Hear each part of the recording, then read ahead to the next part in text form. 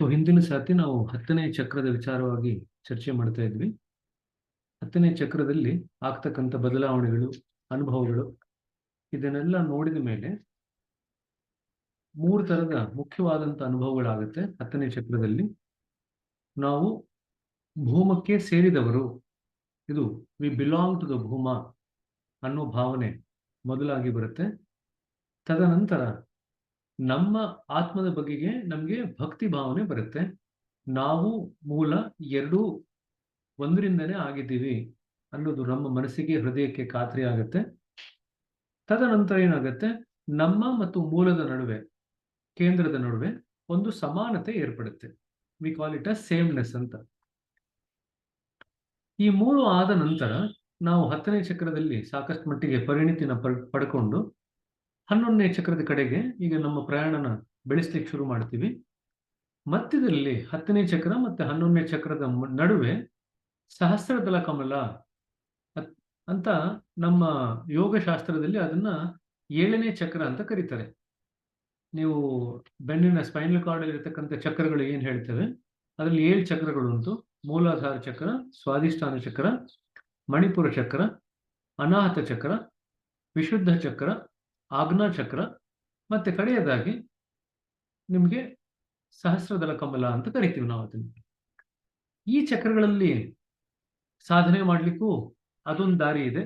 ಅದು ಬಹಳಷ್ಟು ಸಂಸ್ಥೆಗಳಲ್ಲಿ ಈ ಚಕ್ರಗಳ ಮೇಲೆ ಕೆಲಸ ಮಾಡಿಕೊಂಡು ಅವರು ತಮ್ಮ ಆಧ್ಯಾತ್ಮಿಕ ಸಾಧನೆಯನ್ನು ಮಾಡ್ಕೊಳ್ತಾರೆ.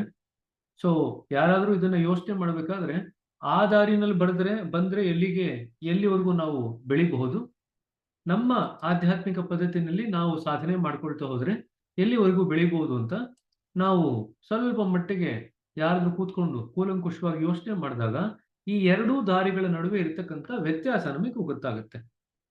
ಇವತ್ತು ಬೆಳಗ್ಗೆ ಎಲ್ಲ ಹೇಳ್ತಾ ಇದ್ವಿ, ಬೇರೆ ಬೇರೆ ಯೋಗಗಳುಂಟು. ಭಕ್ತಿ ಯೋಗ ಇದೆ, ಕರ್ಮ ಯೋಗ ಇದೆ, ಜ್ಞಾನ ಯೋಗ ಇದೆ, ರಾಜಯೋಗ ಇದೆ, ಕ್ರಿಯಾ ಯೋಗ ಇದೆ. ಒಂದು ವ್ಯಕ್ತಿ, ಒಬ್ಬ ಮನುಷ್ಯ ಮುಕ್ತಿಯನ್ನು ಗಳಿಸ್ಕೋಬೇಕು ಅನ್ನೋದಷ್ಟೇ ತನ್ನ ಗುರಿಯಾಗಿ ಇಟ್ಕೊಂಡ್ರೆ ಇದರಲ್ಲಿ ಯಾವ ಮಾರ್ಗಸೂಚನೆ ತಗೊಂಡ್ರು ಕೂಡ ಅವರು ಮುಕ್ತಿವರೆಗೂ ಹೋಗ್ಲಿಕ್ಕೆ ಸಾಧ್ಯ ಉಂಟು. ಅದೇನು ತೊಂದರೆ ಇಲ್ಲ. ಆದ್ರೆ ನಾವೆಲ್ಲರೂ ನಮ್ಮ ಸಂಸ್ಥೆನಲ್ಲಿ ನಮ್ಮ ಆಧ್ಯಾತ್ಮಿಕ ಪದ್ಧತಿಯನ್ನು ತಿಳ್ಕೊಂಡಿರೋ ಹಾಗೆ ಮುಕ್ತಿ ಅನ್ನೋದು ನಮಗೆ ಮೂಲ ಗುರಿ ಅಲ್ಲ.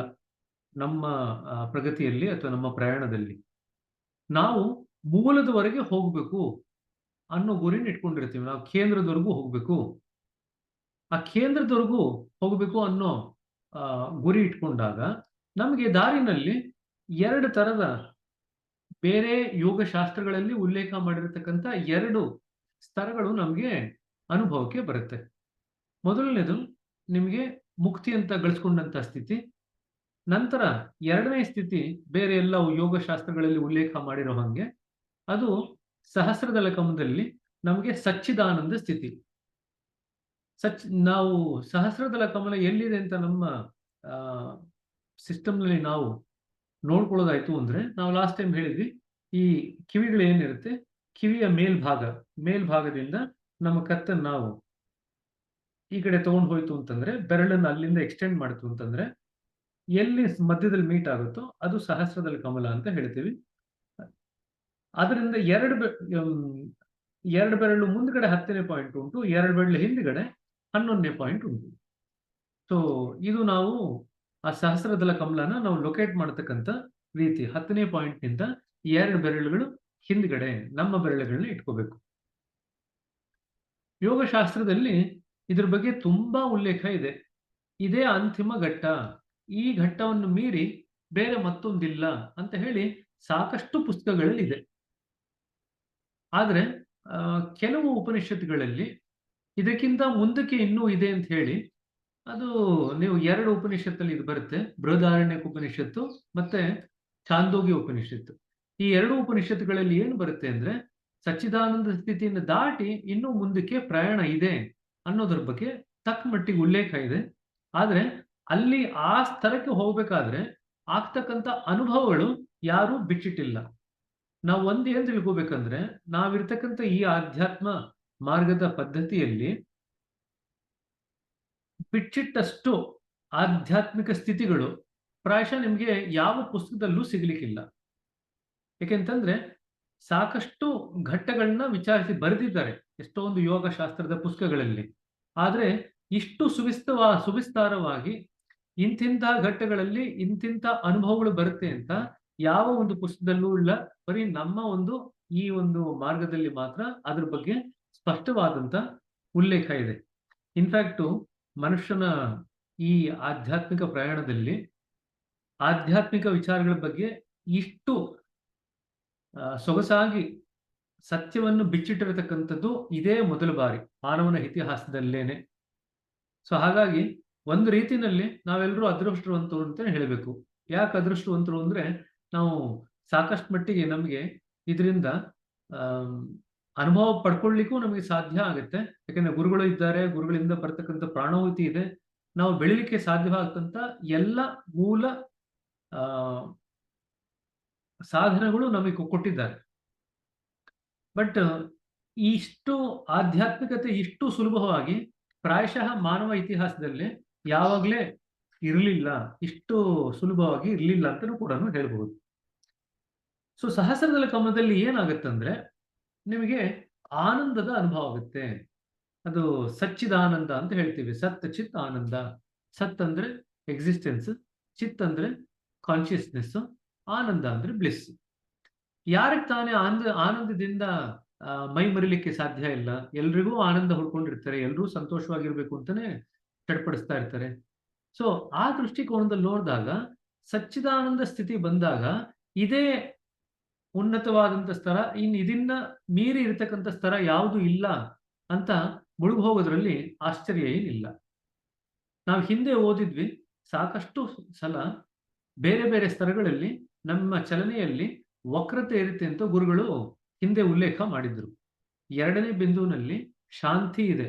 ಎಷ್ಟು ಶಾಂತಿ ಇದೆ ಅಂದ್ರೆ ಅದು you get engrossed in peace. ಆ ಶಾಂತಿನಲ್ಲಿ ಮುಳುಗಿ ಹೋಗ್ತೀರಾ. ಸೊ ಆ ಶಾಂತಿ ಅನ್ನೋ ವಕ್ರತೆ, ಶಾಂತಿನಲ್ಲೇ ಮುಳುಗಿ ಹೋಗ್ತೀರಾ. ಎಷ್ಟೋ ಜನ ಅವಧೂತರು ಅಲ್ಲೇ ಸಿಕ್ಕಾಕೊಂಡ್ಬಿಟ್ಟಿದ್ದಾರೆ. ತದನಂತರ ನಾವು 7ನೇ ಬಿಂದುಗೆ ಬಂದಾಗ ಭಾವೋನ್ಮತ್ತತೆ, ಆ ಸ್ಥಿತಿಯಲ್ಲಿ ನಾವು ಮುಳುಗಿ ಹೋಗ್ತೀವಿ. ಶಕ್ತಿ ಮತ್ತು ಭಾವೋನ್ಮತ್ತತೆ. ಸೊ ಆ ಶಕ್ತಿನ ಉಪಯೋಗಿಸ್ಬೇಕು, ಆ ಶಕ್ತಿಯ ಅನುಭವ ಪಡ್ಕೋಬೇಕು, ಆ ಶಕ್ತಿಯಿಂದ ನಾವು ಬೇರೆ ಬೇರೆ ಕೆಲಸಗಳನ್ನ ಮಾಡ್ಕೋಬೇಕು, ಈ ರೀತಿ ಆದಂಥದ್ದು. ಸೊ ಭಾವೋನ್ಮತ್ತತೆ ಮತ್ತು ಶಕ್ತಿಯ ವಕ್ರತೆ ಇದು ನಮಗೆ 7ನೇ ಬಿಂದುವಿನಲ್ಲಿ ಬರುತ್ತೆ. ತದನಂತರ 3ನೇ ವಕ್ರತೆ ಸಹಜವಾಗಿ ನೇಚರೇ ಕ್ರಿಯೇಟ್ ಮಾಡಿರತಕ್ಕಂಥದ್ದು. ನಾವು ಎಚ್ಚರಿಕೆಯಿಂದ ಇರಬೇಕು. ನೇಚರು ಎಷ್ಟೋ ಸತಿ ನಮಗೆ ಟೆಸ್ಟ್ ಮಾಡುತ್ತೆ, ನಮಗೆ ಪರೀಕ್ಷೆ ಮಾಡುತ್ತೆ. ನಿಸರ್ಗ ನಮಗೆ ಪರೀಕ್ಷೆ ಮಾಡುತ್ತೆ, ಇವ್ರು ಏನ್ ಮುಂದಕ್ಕೆ ಹೋಗ್ಬೇಕಂತಿದಾರಾ ಇಲ್ವಾ ಅಂತ. ಮುಂದಕ್ಕೆ ಹೋಗ್ಬೇಕು ಅಂತಿದ್ರೆ ಮಾತ್ರ ಅದು ನಿಮಗೆ ಮುಂದಕ್ಕೆ ಹೋಗ್ಲಿಕ್ಕೆ ಅವಕಾಶ ಮಾಡಿಕೊಡುತ್ತೆ. ಯಾಕೆಂದ್ರೆ ಈ ಎಲ್ಲ ವಕ್ರತೆಗಳಿಂದ ತಪ್ಪಿಸ್ಕೋಬೇಕಂದ್ರೆ ನಾವ್ ಏನ್ ಮಾಡ್ಬೇಕಪ್ಪ ಅಂದ್ರೆ ನಮ್ಮ ಮನಸ್ಸನ್ನ ಗುರಿ ಎಡೆಗೆ ನಾವು ಸನ್ನದ್ಧವಾಗಿ ಇಡಬೇಕು. ನಾವು ಗುರಿಯಿಂದ ನಮ್ಮ ಮನಸ್ಸನ್ನ ಬೇರೆಡೆಗೆ ಚಲನೆ ಮಾಡಲಿಕ್ಕೆ ಬಿಡ್ತು ಅಂದ್ರೆ ನಾವು ವಕ್ರತೆಯಲ್ಲಿ ಸಿಗಾಕೊಳ್ಳುವಂತ ಚಾನ್ಸಸ್ ಬಹಳಷ್ಟು ಜಾಸ್ತಿ ಇರುತ್ತೆ. ಸೊ ಹಾಗಾಗಿ ನಾವು ಎಲ್ಲಿವರೆಗೂ ಗುರಿಗೆ ಅಂಟ್ಕೊಂಡಿರ್ತೀವೋ, ನಮ್ಮಲ್ಲಿ ಗುರುಗೆ ಅಂಟ್ಕೋಬೇಕು, ಗುರಿಗೆ ಅಂಟ್ಕೋಬೇಕು, ಇದು ಎರಡಕ್ಕೂ ಅಂಟ್ಕೊಂಡಿತ್ತು ಅಂದ್ರೆ ನಾವು ಈ ತರದ ವಕ್ರತೆಗಳೇನು ದಾರಿನಲ್ಲಿ ಸಿಗುತ್ತೆ ಅದೆಲ್ಲವನ್ನೂ ನಾವು ಅವಾಯ್ಡ್ ಮಾಡ್ಕೊಳ್ತಾ ಸಹಜವಾಗಿ ನಾವು ನಮ್ಮ ಆಧ್ಯಾತ್ಮಿಕ ಪ್ರಯಾಣನ ಮುಂದುವರಿಸಬಹುದು. ಸೊ ಮುಂದಕ್ಕೆ ಹೋಗ್ತಾ ಹೋಗ್ತಾ ಏನಾಗುತ್ತೆ, ಇಲ್ಲಿ ದಾಜಿಯವರು ಏನ್ ಬರೀತಾರೆ ಅಂದ್ರೆ ಸಹಸ್ರದಳ ಕಮಲನ ನಾವು ಬೇರೆ ದೇಶಕ್ಕೆ ಹೋದಾಗ ಪ್ಯಾನೋರಮಿಕ್ ಟೂರ್ ಅಂತ ಮಾಡ್ತಾರೆ. ಪ್ಯಾನೋರಮಿಕ್ ಟೂರ್ ಅಂದ್ರೆ ನಮ್ಮ ಇಂಡಿಯಾದಲ್ಲಿ ಪ್ರಾಯಶಃ ಯಾರಿಗೂ ಅದು ಅಷ್ಟೊಂದು ಅನುಭವ ಬಂದಿರಲ್ಲ. ಬೇರೆ ದೇಶದಲ್ಲಿ ಅಷ್ಟೇ ಇದು ಜಾಸ್ತಿ ಇರೋದು. ಏನಪ್ಪ ಪ್ಯಾನೋರಮಿಕ್ ಟೂರ್ ಅಂದ್ರೆ ಅವನು ನಿಮ್ನ ಗಾಡಿಯಿಂದ ಇಳಿಸೋದೇ ಇಲ್ಲ.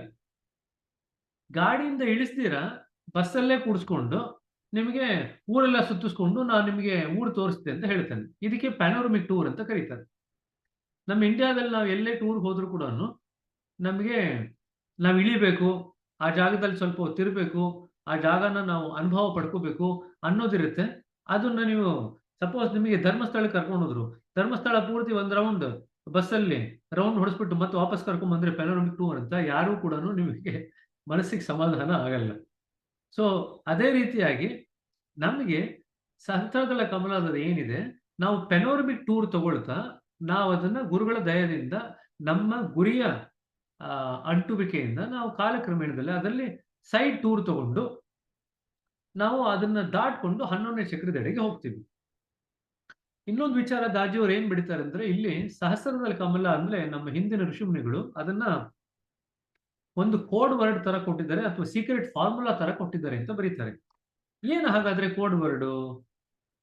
ನಮ್ಮ ಸತ್ ಅಂದ್ರೆ ನಮ್ಮ ಎಕ್ಸಿಸ್ಟೆನ್ಸ್ ಅಂದ್ರೆ ನಮ್ಮ ಅಸ್ತಿತ್ವ ಆನಂದದಲ್ಲಿ ಮುಳುಗಬೇಕಂದ್ರೆ ನಮ್ಮ ಪ್ರಜ್ಞೆಯ ವಿಕಾಸ ಆಗ್ಬೇಕು. ಅದು ಸತ್ ಚಿತ್ ಆನಂದ ಅಲ್ವಾ? ಸೊ ಸತ್ ಅನ್ನೋದು ನಮ್ಮ ಅಸ್ತಿತ್ವ. ನಮ್ಮ ಅಸ್ತಿತ್ವ ಆನಂದದಲ್ಲಿ ಮುಳುಗಬೇಕಾದ್ರೆ ನಮ್ಮ ಪ್ರಜ್ಞೆಯ ವಿಕಾಸ ಆಗ್ಬೇಕು ಅನ್ನೋದನ್ನ ಅವರು ಸೂಕ್ಷ್ಮವಾಗಿ ಹೇಳಿದ್ದಾರೆ ಅಂತ ಕೂಡ ದಾರ್ಜಿಯವರು ಬರೀತಾರೆ. ಆದ್ರೆ ನಮ್ಮಲ್ಲಿ ಅಲ್ಲಿ ಇರ್ಲಿಕ್ಕೆ ನಮ್ಮನ್ನ ಯಾರನ್ನು ಗುರುಗಳು ಬಿಡೋಲ್ಲ. ಅದರ ಒಂದು ಅನುಭವನ ಕೊಟ್ಟು ನಮ್ಮನ್ನ ಮುಂದಕ್ಕೆ ಕರ್ಕೊಂಡು ಹೋಗ್ಬಿಡ್ತಾರೆ. ಯಾರಿಗೆ ಅನುಭವ ಆಗಲ್ಲ? ಎಲ್ರಿಗೂ ಕೂಡ ಆನಂದ ಅಂದ್ರೆ ಇಷ್ಟ. ಆದ್ರೆ ಆನಂದದಲ್ಲಿ ಮುಳುಗಿ ಹೋಗದಿರೋಂಗೆ ಗುರುಗಳು ನಮ್ಮನ್ನ ನೋಡ್ಕೊಳ್ತಾರೆ. ನಮ್ಮ ಸ್ತರದಲ್ಲಿ ಗುರಿಗೆ ಅಂಟ್ಕೋಬೇಕಾಗಿರೋದು ನಮ್ಮ ಕೆಲಸ. ನಮ್ಮನ್ನ ಆ ಸ್ತರದಿಂದ ಮುಳುಗಿ ಹೋಗದೇ ಇರೋಂಗೆ ನೋಡ್ಕೊಳ್ಳೋಂಗೆ ನಮ್ಮನ್ನು ಪಾರ್ ಮಾಡ್ಬೇಕಾಗಿರೋದು ಗುರುಗಳ ಕೆಲಸ. ಸೊ 2 ಕೆಲಸಗಳ ಸಹಾಯದಿಂದ ನಾವು ಸಹಸ್ರದಳ ಕಮಲದ ಅನುಭವವನ್ನು ಪಡ್ಕೊಂಡು ನಾವು ಮುಂದಕ್ಕೆ ದಾಟಿ 11ನೇ ಚಕ್ರಕ್ಕೆ ಈಗ ಬರ್ತೀವಿ. 11ನೇ ಚಕ್ರಕ್ಕೆ ದಾಪುಗ ಆಗಿದ ತಕ್ಷಣನೇ ಅದರ ಬಣ್ಣ ತಿಳಿಯಾದಂತ ಹಳದಿ. ತದನಂತರ ಅದರ ತತ್ವ ಭೂಮಿ ತತ್ವ. ಸಹಸ್ರದಳ ಕಮಲದಿಂದ 2 ಬೆರಳುಗಳು ಹಿಂದ್ಗಡೆ ಇದೆ ಅಂತ ಈಗ ತಾನೇ ಮಾತಾಡಿದ್ವಿ. ಅಲ್ಲ, ಹಾಗಾದ್ರೆ ಏನಿದೆ ಅಲ್ಲಿ? ನಮಗೆ ನಿಜವಾದ ನೈಜತೆಯ, ವಾಸ್ತವತೆಯ ಅಥವಾ ವಾಸ್ತವಿಕತೆಯ ನಮಗೆ ಒಂದು ದೃಶ್ಯ ಸಿಗುತ್ತೆ ಅಥವಾ ದೃಷ್ಟಿ ಬೆಳೆಯುತ್ತೆ ಅಂತ ಗುರುಗಳು ಬರೆದಿದ್ದಾರೆ. ಎಲ್ಲಿರ್ತಕ್ಕಂಥ ಫೀಲಿಂಗ್ಸ್ ಏನಪ್ಪಾ ಅಂದ್ರೆ, ಯು ಫೀಲ್ ಹೆಲ್ಪ್ಲೆಸ್, ಅಸಹಾಯಕತೆ ಮತ್ತೆ ಚಡಪಡಿಸುವಿಕೆ. 2 ಸ್ಥಿತಿಗಳು ಬರುತ್ತೆ ಇಲ್ಲಿ. ಇದು ನೀವು ಎಲ್ಲರೂ ಕೂಡ ಜ್ಞಾಪಿಸ್ಕೋಬೇಕು. ಮತ್ತೊಮ್ಮೆ ಇದು ನಾನು ಹಿಂದಿನ ಕ್ಲಾಸ್ನಲ್ಲೂ ಕೂಡ ಚರ್ಚೆ ಮಾಡಿದ್ದೆ. 1ನೇ ಪಾಯಿಂಟ್ ನಲ್ಲಿ ಸಾಕಷ್ಟು ಮಟ್ಟಿಗೆ ಚಡಪಡಿಸುವಿಕೆ ಇರುತ್ತೆ. 2ನೇ ಪಾಯಿಂಟ್ ಹೋಗಿದ ತಕ್ಷಣ ಶಾಂತತೆ ಇರುತ್ತೆ. 3ನೇ ಪಾಯಿಂಟ್ ನಲ್ಲಿ ಮತ್ತೆ ಚಡಪಡಿಸುವಿಕೆ ಇರುತ್ತೆ. 4ನೇ ಪಾಯಿಂಟ್ ಅಲ್ಲಿ ಶಾಂತತೆ ಇರುತ್ತೆ. 5ನೇ ಪಾಯಿಂಟ್ ನಲ್ಲಿ ಚಡಪಡಿಸುವಿಕೆ ಇರುತ್ತೆ. 6ನೇ ಪಾಯಿಂಟ್ ಅಲ್ಲಿ ಶಾಂತತೆ ಇರುತ್ತೆ. 7ನೇ ಪಾಯಿಂಟ್ ಅಲ್ಲಿ ಚಡಪಡಿಸುವಿಕೆ ಇರುತ್ತೆ. 8ನೇ ಪಾಯಿಂಟ್ ಅಲ್ಲಿ ಶಾಂತತೆ ಇರುತ್ತೆ. 9ನೇ ಪಾಯಿಂಟ್ ಅಲ್ಲಿ ಅದೇ ತರನೇ ಚಡಪಡಿಸುವಿಕೆ ಇರುತ್ತೆ. 10ನೇ ಪಾಯಿಂಟ್ ನಲ್ಲಿ ತಕ್ಕ ಮಟ್ಟಿಗೆ ಶಾಂತತೆ ಇರುತ್ತೆ. ಅದೇ ರೀತಿಯಾಗಿ 11ನೇ ಪಾಯಿಂಟ್ ನಲ್ಲಿ ನಮಗೆ ಚಡಪಡಿಸುವಿಕೆ ಮತ್ತೆ ಅದು ತಲೆ ಎತ್ತುತ್ತೆ. ಅದರ ನಂತರ ಇಲ್ಲಿ ಇದನ್ನ ನಾವು ಯಾವ ಒಂದು ಸ್ತರಕ್ಕೆ ಸೇರಿದ್ದು ಅಂದ್ರೆ ಪ್ರಭು ಅಥವಾ ಕೇಂದ್ರಕ್ಕೆ ಸೇರಿದಂತ ಸ್ತರ ಅಂತ ಬರಿತೀವಿ. ಕಂಪನಗಳು ಇಲ್ಲಿ 1ನೇ ಚಕ್ರದಲ್ಲಿ ಯಾವ ಕಂಪನ ಆಗುತ್ತೆ, 6ನೇ ಚಕ್ರದಲ್ಲಿ ಯಾವ ಕಂಪನ ಆಗುತ್ತೆ, ಅದೇ ರೀತಿಯಾದಂತ ಕಂಪನಗಳು ಬಟ್ ಸೂಕ್ಷ್ಮ ಸ್ಥಿತಿಯಲ್ಲಿ ನಮಗೆ 11ನೇ ಚಕ್ರದಲ್ಲಿ ಸಿಗುತ್ತೆ. ಸೊ 1, 6, 11 ಮೂರು ಕೂಡ ಒಂದೇ ರೀತಿಯಾದಂತ ಕಂಪನಗಳಿರುತ್ತೆ. ಆದರೆ ಕಂಪನಗಳಲ್ಲಿನ ಸೂಕ್ಷ್ಮತೆ ಬದಲಾವಣೆ ಆಗ್ತಾ ಹೋಗುತ್ತೆ. ಸೊ ಈಗ ದಾಜಿಯವರು ಇದರಲ್ಲಿ ಈ ಒಂದು ಅಧ್ಯಯನ ಶುರು ಮಾಡಬೇಕಾದ್ರೆ ಇಲ್ಲಿ ಸಾಮಾನ್ಯವಾಗಿ ಒಂದು ಕತೆ ಹೇಳೋರು. ಇವತ್ತು ಅದನ್ನ ಕತೆ ಹೇಳಿಲ್ಲ. ಕತೆ ಹೇಳೋದ್ರ ಬದಲಿಗೆ ನಮ್ಮೆಲ್ರಿಗೂ ಕೂಡ ಒಂದು ಪರೀಕ್ಷೆ ಮಾಡ್ಲಿಕ್ಕೆ ಹೇಳ್ತಿದ್ದಾರೆ. ಏನ್ ಪರೀಕ್ಷೆ ಮಾಡ್ಲಿಕ್ಕೆ ಹೇಳ್ತಿದ್ದಾರೆ ಅಂದ್ರೆ, ಎಲ್ಲರೂ ಕೂಡ ಧ್ಯಾನ ಮಾಡಿ ಕಣ್ಮುಚ್ಕೊಂಡು ಕೂತ್ಕೊಂಡು ಯಾವ ವಿಚಾರವಾಗಿ ಧ್ಯಾನ ಮಾಡ್ಬೇಕಂದ್ರೆ, ಜೀವನ ಮತ್ತೆ ಅಸ್ತಿತ್ವ ಈ 2ರ ನಡುವಿನ ವ್ಯತ್ಯಾಸ ಏನಿದೆ ಅಥವಾ ಈ 2ರ ಮೂಲ ಮೀನಿಂಗ್ ಏನಿದೆ, ಅರ್ಥ ಏನಿದೆ, ಇದರನ್ನ ಇದರ ಬಗ್ಗೆ ಕೂತ್ಕೊಂಡು ಯೋಚನೆ ಮಾಡ್ತಾ ನಾವು ಧ್ಯಾನ ಮಾಡಬೇಕು ಅಂತ ದಾಜಿಯವರು ಬರೀತಾರೆ. ಇದ್ರ ಬಗ್ಗೆ ನಾವು 1ನೇ ಸ್ತರದಿಂದ 1ನೇ ಪಾಯಿಂಟ್ ನಿಂದ ಮುಂದಿನ ಮೇಲ್ ಹಂತದವರೆಗೂ ಕೂಡ ಬೆಳೀತಾ ಬೆಳೀತಾ ಈ 2ನ್ನೂ ನೋಡ್ತಕ್ಕಂಥ ದೃಷ್ಟಿಕೋನ ನಮಗೆ ಬದಲಾವಣೆ ಆಗುತ್ತೆ ಅಂತ ದಾಜಿಯವರು ಬರೀತಾರೆ. ನಾವು ಹಿಂದೆ 7 ಸ್ತರದಲ್ಲಿ 7 ವಿಚಾರವಾಗಿ ಬದಲಾವಣೆಗಳಾಗುತ್ತೆ ಅಂತ ಬರೆದಿದ್ವಿ. ಇನ್ನು 8, 9ನೇದು ಕೂಡ ಆಡ್ ಮಾಡ್ಕೋಬಹುದು.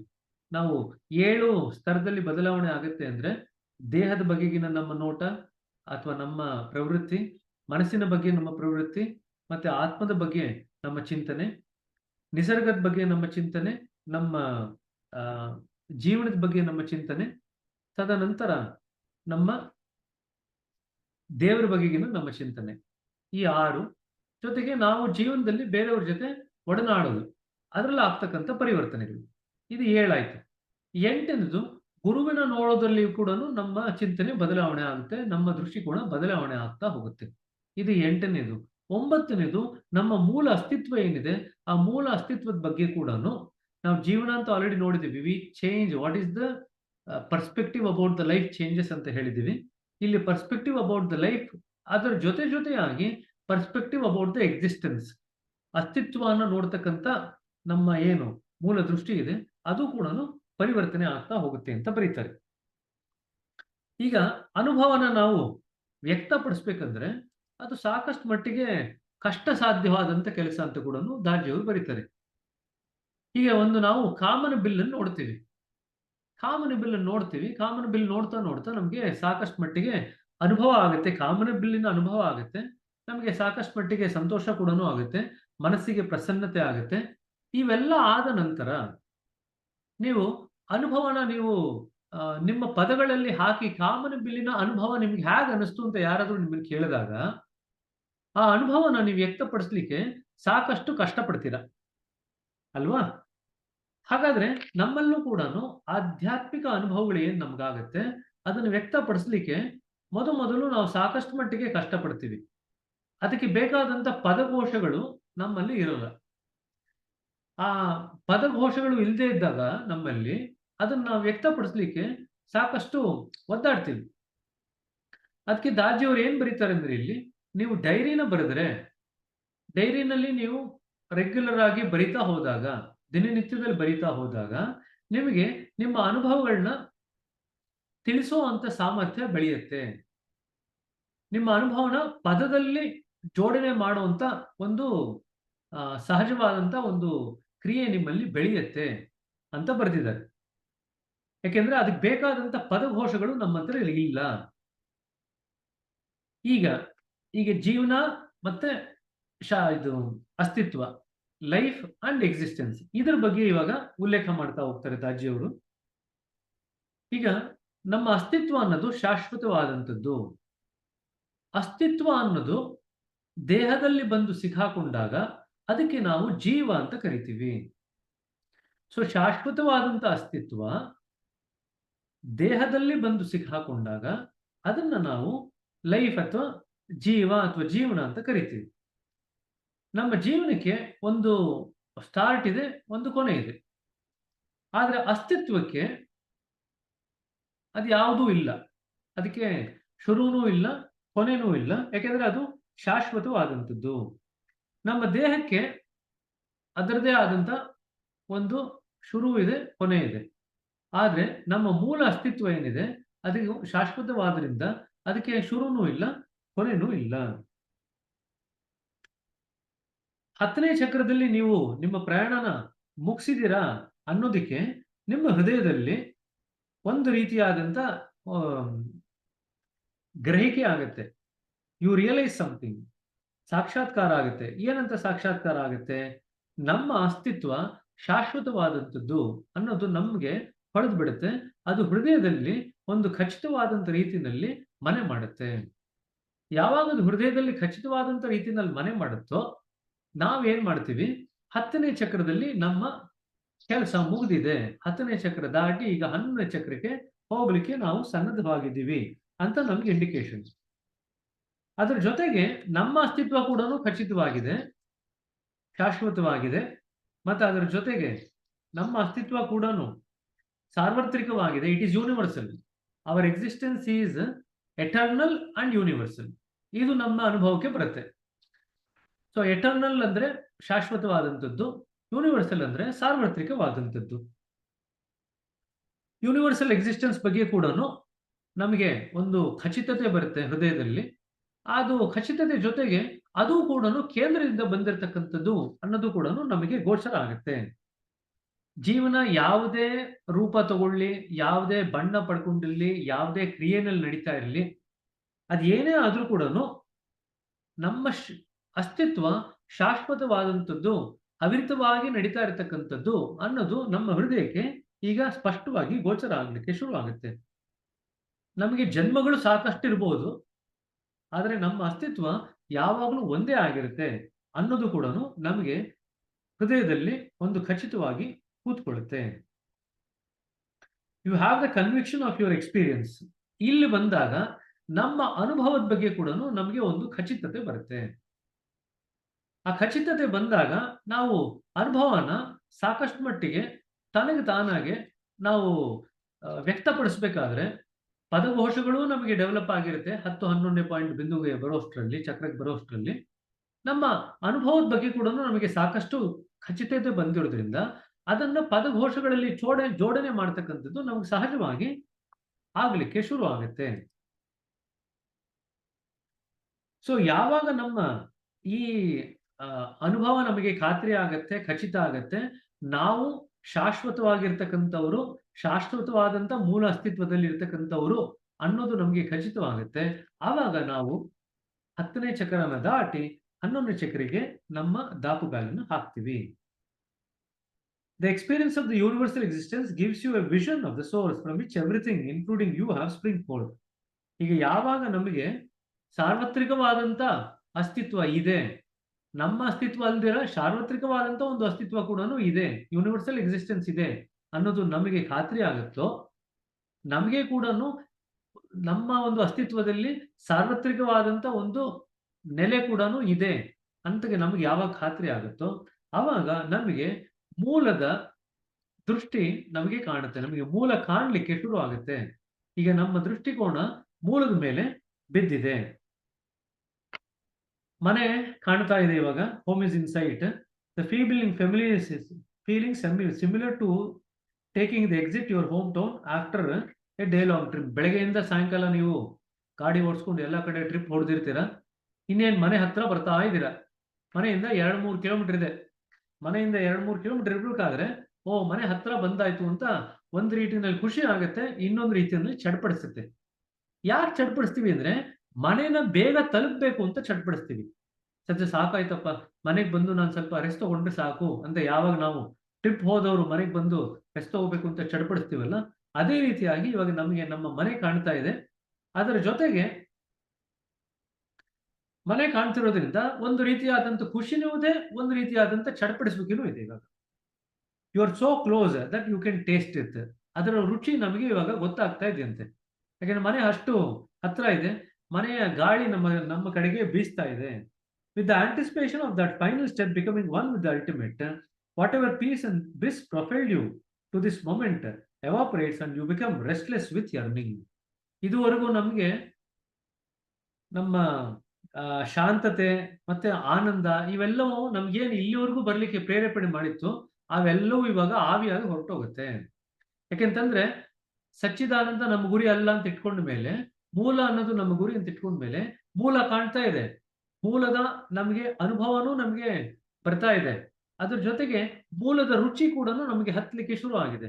ಈ ಮೂರು ಆದಾಗ ನಮಗೆ ಮೂಲಕ್ಕೆ ಹೋಗಿ ಸೇರ್ಕೋಬೇಕು ಅನ್ನೋ ಒಂದು ಚಡಪಡಿಸುವಿಕೆ ಈಗ ಜಾಸ್ತಿ ಆಗುತ್ತೆ. ಸೊ ದಿಟ್ಸ್ ಎ ತುಂಬಾ ಆಗಿರ್ತಕ್ಕಂಥ ರೆಸ್ಟ್ಲೆಸ್ನೆಸ್ ಆಗುತ್ತೆ, ಚಡಪಡಿಸುವಿಕೆ. You are now in the wellspring of restlessness. ಚಡಪಡಿಸುವಿಕೆಯ ಬಿಂದುನಲ್ಲಿ ಅಥವಾ ಲೇಕ್ನಲ್ಲಿ ನೀವಿದ್ದೀರಾ. And thankfully so the restlessness is your best vehicle for growth. ಈ ಚಡಪಡಿಸುವಿಕೆ ಇದ್ರೆ ಅಷ್ಟೇ ನಾವು ಬೆಳೆಯಲಿಕ್ಕೆ ಸಾಧ್ಯ. ಎಲ್ಲಿ ನಾವು ಎಲ್ಲ ಆರ್ಟ್ ಚಕ್ರದಲ್ಲಿ ನಮಗೆ ರೆಸ್ಟ್ಲೆಸ್ನೆಸ್ ಇರುತ್ತೆ, ಎಲ್ಲ ಈವನ್ ಚಕ್ರದಲ್ಲಿ ನಮಗೆ ಪೀಸ್ಫುಲ್ನೆಸ್ಸು ಸೆಟಲ್ನೆಸ್ ಇರುತ್ತೆ. ಹೀಗಿರ್ಬೇಕಾದ್ರೆ ನಮಗೆ ರೆಸ್ಟ್ಲೆಸ್ನೆಸ್ಸೇ ಇಲ್ಲದೆ ಇದ್ರೆ, ಚಡಪಡಿಸುವಿಕೆನೇ ಇಲ್ಲದೆ ಇದ್ರೆ ನಾವು ಮುಂದಕ್ಕೆ ಬೆಳಿಲಿಕ್ಕೆ ನಮ್ಮ ಹೃದಯದಲ್ಲಿ ನಮಗೆ ಆ ಒಂದು ಗತಿ ಸಿಗಲ್ಲ, ಪ್ರೇರೇಪಣೆ ಸಿಗಲ್ಲ. At each stage restlessness for the next step helps you to make progress. ನಾವು ಯಾವುದೇ ಸ್ಥಿತಿಯಲ್ಲಿ ಇದ್ರೂ ಕೂಡ ನಾವು ಚಡಪಡಿಸುವಿಕೆಯಿಂದನೇ ಮುಂದಿನ ಸ್ತರಕ್ಕೆ ನಾವು ಬೆಳಿಲಿಕ್ಕೆ ನಮಗೆ ಸಾಧ್ಯ ಆಗುತ್ತೆ. So restlessness again is kicked in to propel you further. ಈಗ ಮತ್ತೊಮ್ಮೆ ನೀವು ಸಿಕ್ಕಾಕೋಬಾರ್ದು, 10ನೇ ಚಕ್ರದಲ್ಲೂ ಸಿಕ್ಕಾಕೋಬಾರ್ದು, 11ನೇ ಅದ್ರ ಮಧ್ಯದಲ್ಲಿ ಬರ್ತಕ್ಕಂಥ ಸಹಸ್ರದಳ ಕಮಲದಲ್ಲೂ ಸಿಕ್ಕಾಕೋಬಾರ್ದು ಅಂತ ಹೇಳಿ 11ನೇ ಚಕ್ರದಲ್ಲಿ ಮತ್ತೆ ನಿಮಗೆ ಆ ಒಂದು ಚಡಪಡಿಸುವಿಕೆ ಶುರು ಆಗುತ್ತೆ. ಇಲ್ಲಿ ಎಡಬಿಡದೆ ಇರುತ್ತಂತೆ, ಅನ್ರಿಲೆಂಟಿಂಗ್ ರೆಸ್ಟ್ಲೆಸ್ನೆಸ್ ಅಂತ ಬರೀತಾರೆ. And A sense of urgency, ಅವಸರ. ಎಷ್ಟರ ಮಟ್ಟಿಗೆ ಚಡಪಡಿಸುವಿಕೆ ಇರುತ್ತೆ ಅಂದ್ರೆ ಅದು ಅವಿರತವಾಗಿರುತ್ತೆ, ಎಡಬಿಡದೇ ಇರುತ್ತೆ. ಅದರ ಜೊತೆಗೆ ನಮಗೆ ಮನೆಗೆ ಹೋಗಿ ಸೇರ್ಕೋಬೇಕು ಅನ್ನೋದು ತುಂಬಾ ಅವಸರದಲ್ಲಿ ಇರ್ತೀವಿ. ಇದು ಎರಡೂ ಕೂಡ ನಮಗೆ ಆಧ್ಯಾತ್ಮದಲ್ಲಿ ಬೆಳೀಲಿಕ್ಕೂ ಬೇಕು, ಮತ್ತೆ ಅದರ ಜೊತೆಗೆ ನಾವು ನಮ್ಮ ಲೌಕಿಕ ಸ್ತರದಲ್ಲಿ ಬೆಳೀಲಿಕ್ಕೂ ಕೂಡ ಇವೆರಡೇ ನಮಗೆ ಬೇಕಾಗಿರ್ತಕ್ಕಂಥದ್ದು. In the span of 2 years a young Isaac Newton, ಈಗ ನ್ಯೂಟನ್ ಬಗ್ಗೆ ಹೇಳ್ತಾರೆ, 2 ವರ್ಷದಲ್ಲಿ ನ್ಯೂಟನ್ ಅಂತ ವಿಜ್ಞಾನಿ ಏನಿದ್ದ, ಅವನು 2 ವರ್ಷದಲ್ಲಿ ಕ್ಯಾಲ್ಕುಲಸ್ ಅನ್ನೋದನ್ನ ಕಂಡುಹಿಡಿತಾನೆ, ಮತ್ತೆ ಗ್ರಾವಿಟೇಷನ್, ಗುರುತ್ವಾಕರ್ಷಣೆ ಇದೆಯಲ್ಲ ಅದ್ರ ಬಗ್ಗೆ ಕೆಲವು ಮೂಲ ತತ್ವಗಳನ್ನ ಅವನು ಕಂಡುಹಿಡಿತಾನೆ. ಅವನು ಆ ಒಂದು ರೆಸ್ಟ್ಲೆಸ್ನೆಸ್, ಅವನಿಗೆ ಆ ಚಡಪಡಿಸುವಿಕೆ ಎಷ್ಟಿರುತ್ತಂದ್ರೆ, ವಿಜ್ಞಾನದಲ್ಲಿ ತಾನು ಎಷ್ಟೊಂದು ಆವಿಷ್ಕಾರಗಳನ್ನು ಮಾಡಬೇಕು ಅಂತ ಎಷ್ಟು ಚಡಪಡಿಸ್ತಾ ಇರ್ತಾನಂದ್ರೆ, ಅವನು ಮುಂದೆ ಹೋಗ್ತಾ ಹೋಗ್ತಾ ಏನ್ ಮಾಡ್ತಾನೆ, ಒಂದ್ ಸೂಜಿ ತಗೊಂಡು ತನ್ನ ಕಣ್ಣ ಚುಚ್ಕೊಂಡ್ಬಿಡ್ತಾನೆ. ಯಾಕೆ ಚುಚ್ಕೊಳ್ತಾನೆ ಅಂದ್ರೆ ಅವನಿಗೆ ಅಷ್ಟೊಂದು ಚಡಪಡಿಸುವಿಕೆ ಇರುತ್ತೆ. ಯಾತಕ್ಕೆ? ವಿಜ್ಞಾನದಲ್ಲಿ ನಾನು ಸಾಕಷ್ಟು ಮಟ್ಟಿಗೆ ಆವಿಷ್ಕಾರ ಮಾಡಬೇಕು ಅಂತ. ಹಲವಾರು ವರ್ಷಗಳಾದ ನಂತರ ಕೆಲವರು ಕೇಳ್ತಾರಂತೆ, ಈ ಗುರುತ್ವಾಕರ್ಷಣೆ ಬಗ್ಗೆ ನೀನು ಹ್ಯಾಕ್ ಕಂಡಿಡಿದೆ ಅಂತ ಅವನ್ನ ಕೇಳಿದಾಗ ನ್ಯೂಟನ್ ಏನು ಉತ್ತರ ಹೇಳ್ತಾನೆ ಅಂದ್ರೆ, ಅದ್ರ ಬಗ್ಗೆ ನಾನು ಅವಿರತವಾಗಿ ಯೋಚನೆ ಮಾಡ್ತಾ ಅದನ್ನು ನಾನು ಕಂಡಿಡಿದೆ ಅಂತ ಹೇಳ್ತಾನೆ. ಅದೇ ರೀತಿಯಾಗಿ ಥಾಮಸ್ ಆಲ್ವಾ ಎಡಿಸನ್ ಅಂತ ನಮಗೆಲ್ಲರಿಗೂ ಕೇಳಿದ್ದೀವಿ. ಅವನು ಲೈಟ್ ಬಲ್ಬ್ ಅನ್ನು ಕಂಡಿಡಿದವನು. ಸೊ ಅವನು ಕೂಡ ಸಾಕಷ್ಟು ಮಟ್ಟಿಗೆ ವಿಜ್ಞಾನದಲ್ಲಿ ಆವಿಷ್ಕಾರಗಳನ್ನು ಮಾಡಿದ್ದಾನೆ. ಅವನು ಕೂಡ ಹೇಳ್ತಾನೆ, ಅವನು ಸಹಸ್ರಾರು ಪರೀಕ್ಷೆಗಳನ್ನು ಮಾಡ್ತಾನಂತೆ. ಸಹಸ್ರಾರು ಪರೀಕ್ಷೆಗಳು ಮಾಡಿದ್ಮೇಲೆ ಆದ್ರೂ ನಾನು ಫೇಲ್ ಆಗಿಲ್ಲ ಅಂತ ಹೇಳ್ತಾನೆ. ಯಾಕೆ ಫೇಲ್ ಆಗಿಲ್ಲ ಅಂತ ಹೇಳ್ತಾನಂದ್ರೆ, I have not failed, I have just found 10,000 ways of not working, that doesn't work. ಯಾವ ಒಂದು ದಾರಿಗಳು ಕೆಲಸ ಮಾಡಲ್ಲ ಅಂತ ನನಗೆ 10,000 ದಾರಿಗಳು ಗೊತ್ತಾಗಿದೆ, ಆದ್ರೆ ನಾನೇನ್ ಫೇಲ್ ಆಗಿಲ್ಲ ನನ್ನ ಆವಿಷ್ಕಾರದಲ್ಲಿ ಅಂತ ಹೇಳ್ತಾರೆ. ನಮ್ಮ ಆಧ್ಯಾತ್ಮಿಕ ಪ್ರಯಾಣದಲ್ಲೂ ಸಹ ಇದೇ ರೀತಿಯಾದಂಥ ಚಡಪಡಿಸುವಿಕೆ ನಮಗೆ ಸಾಕಷ್ಟು ನಮಗೆ ಬೇಕಾಗುತ್ತೆ. ಅದರಿಂದನೇ ನಮ್ಮ ಆಧ್ಯಾತ್ಮಿಕ ಪ್ರಗತಿ ಕೂಡ ಆಗೋದು ಅಂತ ದಾಜಿಯವರು ಬರೀತಾರೆ. ಒಂದ್ಸತಿ ರಾಮಕೃಷ್ಣ ಪರಮಹಂಸರ ಬಂದು ಯಾರೋ ಒಬ್ಬ ತನ್ನ ಶಿಷ್ಯ ಬಂದು ಅವನ್ನ ಕೇಳ್ತಾನೆ, why he was so restless in his devotion. ಅವರ ಭಕ್ತಿ ಬಗ್ಗೆ ಅವ್ರಿಗೆ ಯಾಕೆ ಅಷ್ಟೊಂದು ಚಡಪಡಿಸುವಿಕೆ, ಆ ಭಕ್ತಿಯಲ್ಲಿ ಯಾಕೆ ಅಷ್ಟೊಂದು ಚಡಪಡಿಸುವಿಕೆ ಇದೆ ಅಂತ ಅವ್ರು ಕೇಳಿದಾಗ, restlessness is like A fish swimming in the ocean of devotion ಅಂತ ಹೇಳ್ತಾರೆ. ಭಕ್ತಿ ಸಾಗರದಲ್ಲಿ ಮುಳುಗಿರ್ತಕ್ಕಂಥ ಒಂದು ಮೀನಿದ್ದ ಹಾಗೆ ನಾನು ಅಂತ ಬರೀತಾರೆ. Without restlessness the fish would stagnate and die. ಅದು ಮೀನಿಗೆ ಚಲನೆ ಇಲ್ಲದೆ ಇದ್ರೆ ಅದು ಒಂದೇ ನಿಂತಲ್ಲೇ ನಿಂತು ಹೋಯ್ತು ಅಂದ್ರೆ ಅದು ಸತ್ತು ಹೋಗುತ್ತೆ. Similarly without restlessness the devotee spiritual progress would come to a standstill. ಅದೇ ರೀತಿಯಾಗಿ ಒಬ್ಬ ಆಧ್ಯಾತ್ಮಿಕ ಅಭ್ಯಾಸಿಯ ಚಲನೆ ನಿಂತು ಹೋಗುತ್ತೆ, ಚಡಪಡಿಸುವಿಕೆ ಇಲ್ಲದೆ ಇದ್ರೆ ಅವನ ಚಲನೆ ನಿಂತು ಹೋಗುತ್ತೆ ಅಂತ ಪೂಜ್ಯ ಗುರುಗಳು ಬರೀತಾರೆ. In our restlessness, in our journey, restlessness is a forerunner and the conditions are we experience from this restlessness is pain. ಹಾಗಾದ್ರೆ ಚಡಪಡಿಸುವಿಕೆಯಲ್ಲಿ ಇರ್ತಕ್ಕಂಥ ಒಂದು ಅನುಭವ ಏನು ಅಂತ ಹೇಳಿದ್ರೆ ನೋವು. Not intolerable pain but growing pains akin to the pain of butterfly breaking free from the shackles of a cocoon ಅಂತ ಬರೀತಾರೆ. ಚಿಟ್ಟೆ ತನ್ನ ಒಂದು ಮನೆಯನ್ನ ಹೊಡ್ಕೊಂಡು, ಕಕೂನ್ ಆಗಿರುತ್ತದು, ಅದನ್ನು ಹೊಡ್ಕೊಂಡು ಚಿಟ್ಟೆಯಾಗಿ, ಆ ಹುಳ ಚಿಟ್ಟೆಯಾಗಿ ಮಾರ್ಪಾಡಾಗಿ ಆ ಕಕ್ಕೂನನ್ನ ಭೇದಿಸ್ಕೊಂಡು ಅದು ಹೊರಗಡೆ ಬರುತ್ತೆ. ಅದೇ ರೀತಿಯಾಗಿ ಅದು ಕಕ್ಕೂನನ್ನ ಭೇದಿಸ್ಕೊಂಡು ಹೊರಗಡೆ ಬರ್ಬೇಕಾದ್ರೆ ಅದಕ್ಕೆ ನೋವಿರುತ್ತೆ. ತಾನು ಆ ಕಕ್ಕೂನನ್ನ ಬಿಡಿಸ್ಕೊಂಡು, ಆ ಬಂಧನನ ಬಿಡಿಸ್ಕೊಂಡು ತಾನು ಹೊರಗಡೆ ಬರಬೇಕು ಅಂತ ಚಡಪಡಿಸ್ಬೇಕೇನೂ ಇರುತ್ತೆ. ಆದ್ರೆ ಅದನ್ನು ಬಿಡಿಸ್ಕೋಬೇಕಾದ್ರೆ ಸಾಕಷ್ಟು ಮಟ್ಟಿಗೆ ನೋವು ಕೂಡ ಅನುಭವಿಸುತ್ತೆ. ಅದೇ ರೀತಿಯಾದಂಥ ನೋವು ನಾವು ಇಲ್ಲಿ ಅನುಭವಿಸ್ತೀವಿ. It is a pain that makes you a new you. ಅಂದ್ರೆ ನಮ್ಮನ್ನ ನಾವು ಹೊಸದಾಗಿ ಮಾರ್ಪಾಡು ಮಾಡ್ಕೋಬೇಕಾಯ್ತಂತಂದ್ರೆ, ಹೊಸ ಮನುಷ್ಯನಾಗಿ ಮಾರ್ಪಾಡು ಮಾಡ್ಕೋಬೇಕಂದ್ರೆ ಅದು ಆ ನೋವಿನ ಅಗತ್ಯ ಉಂಟು. ಸೊ ಹಾಗಾಗಿ ಎಷ್ಟೊಂದು ಋಷಿಮುನಿಗಳು ನಮಗೆ ನೋವು ಕೊಡಪ್ಪ, ನಮಗೆ ಕಷ್ಟ ಕೊಡಪ್ಪ ಅಂತ ದೇವರನ್ನ ಬೇಡ್ಕೊಂಡಿದ್ದಾರೆ. ಯಾಕೆಂತಂದ್ರೆ ನಮ್ಮಲ್ಲಿ ಇರ್ತಕ್ಕಂಥ ದಾರಿ ಇದೆಯಲ್ಲ, ನಮ್ಮಲ್ಲಿ ನಾವು ಯಾರು ಕೂಡ ಅದನ್ನ ಬೇಡಿ ಅಂತ ಹೇಳಲ್ಲ. ಯಾಕೆಂತಂದ್ರೆ ನಮ್ಮಲ್ಲಿ ಎಷ್ಟೊಂದು ಸಂಸ್ಕಾರಗಳನ್ನ ನಾವು ಶುದ್ಧೀಕರಣ ಮಾಡ್ಬಿಡ್ತೀವಿ. ಯಾವ ಸಂಸ್ಕಾರಗಳು ನಾವು ಅನುಭವ ಪಡ್ಕೊಳ್ಳೇಬೇಕು, ಅದರ ಭೋಗ ಅಂತ ಇರುತ್ತೋ ಆ ಸಂಸ್ಕಾರಗಳನ್ನಷ್ಟೇ ನಾವು ಅನುಭವ ಪಡ್ಕೊಳ್ಳೋದು. ಉಳಿದಿದ್ದೆಲ್ಲ ಸಂಸ್ಕಾರಗಳನ್ನ ಸಾಕಷ್ಟು ಮಟ್ಟಿಗೆ ಗುರುಗಳು ಕ್ಲೀನ್ ಮಾಡ್ಬಿಡ್ತಾರೆ. ಸೊ ಹಾಗಾಗಿ ಎಷ್ಟೊಂದು ಸಂಸ್ಕಾರದ ಭೋಗನ ನಾವು ಯಾರು ಅನುಭವಿಸದೇ ಇಲ್ಲ. ಬಟ್ ಆದ್ರೆ ಆ ಋಷಿಮುನಿಗಳಿದ್ದಂತ ಸ್ತರದಲ್ಲಿ ಅವರಿಗೆ ಸಂಸ್ಕಾರಗಳೆಲ್ಲ ಭೋಗಕ್ಕೆ ಬಂದೇ ತೀರ್ಬೇಕಿತ್ತು. ಅವರಿಗೆ ಈ ಪ್ರಾಣಹುತಿಯ ಒಂದು ಸಹಾಯ ಇರಲಿಲ್ಲ.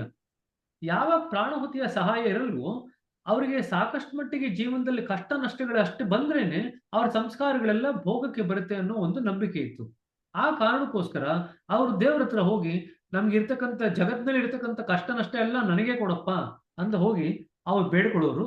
ಆದ್ರೆ ನಮ್ಮ ಈ ಒಂದು ಸಾಧನ ಪದ್ಧತಿಯಲ್ಲಿ ಅದನ್ನ ಯಾರೂ ಕೂಡ ಬೇಡ್ಕೊಳ್ಳೋತ್ತ ಅಗತ್ಯ ನಮ್ಗೆ ಯಾರಿಗೂ ಕೂಡ ಇಲ್ಲ. Science shows this too. When people are afflicted by pain and trauma,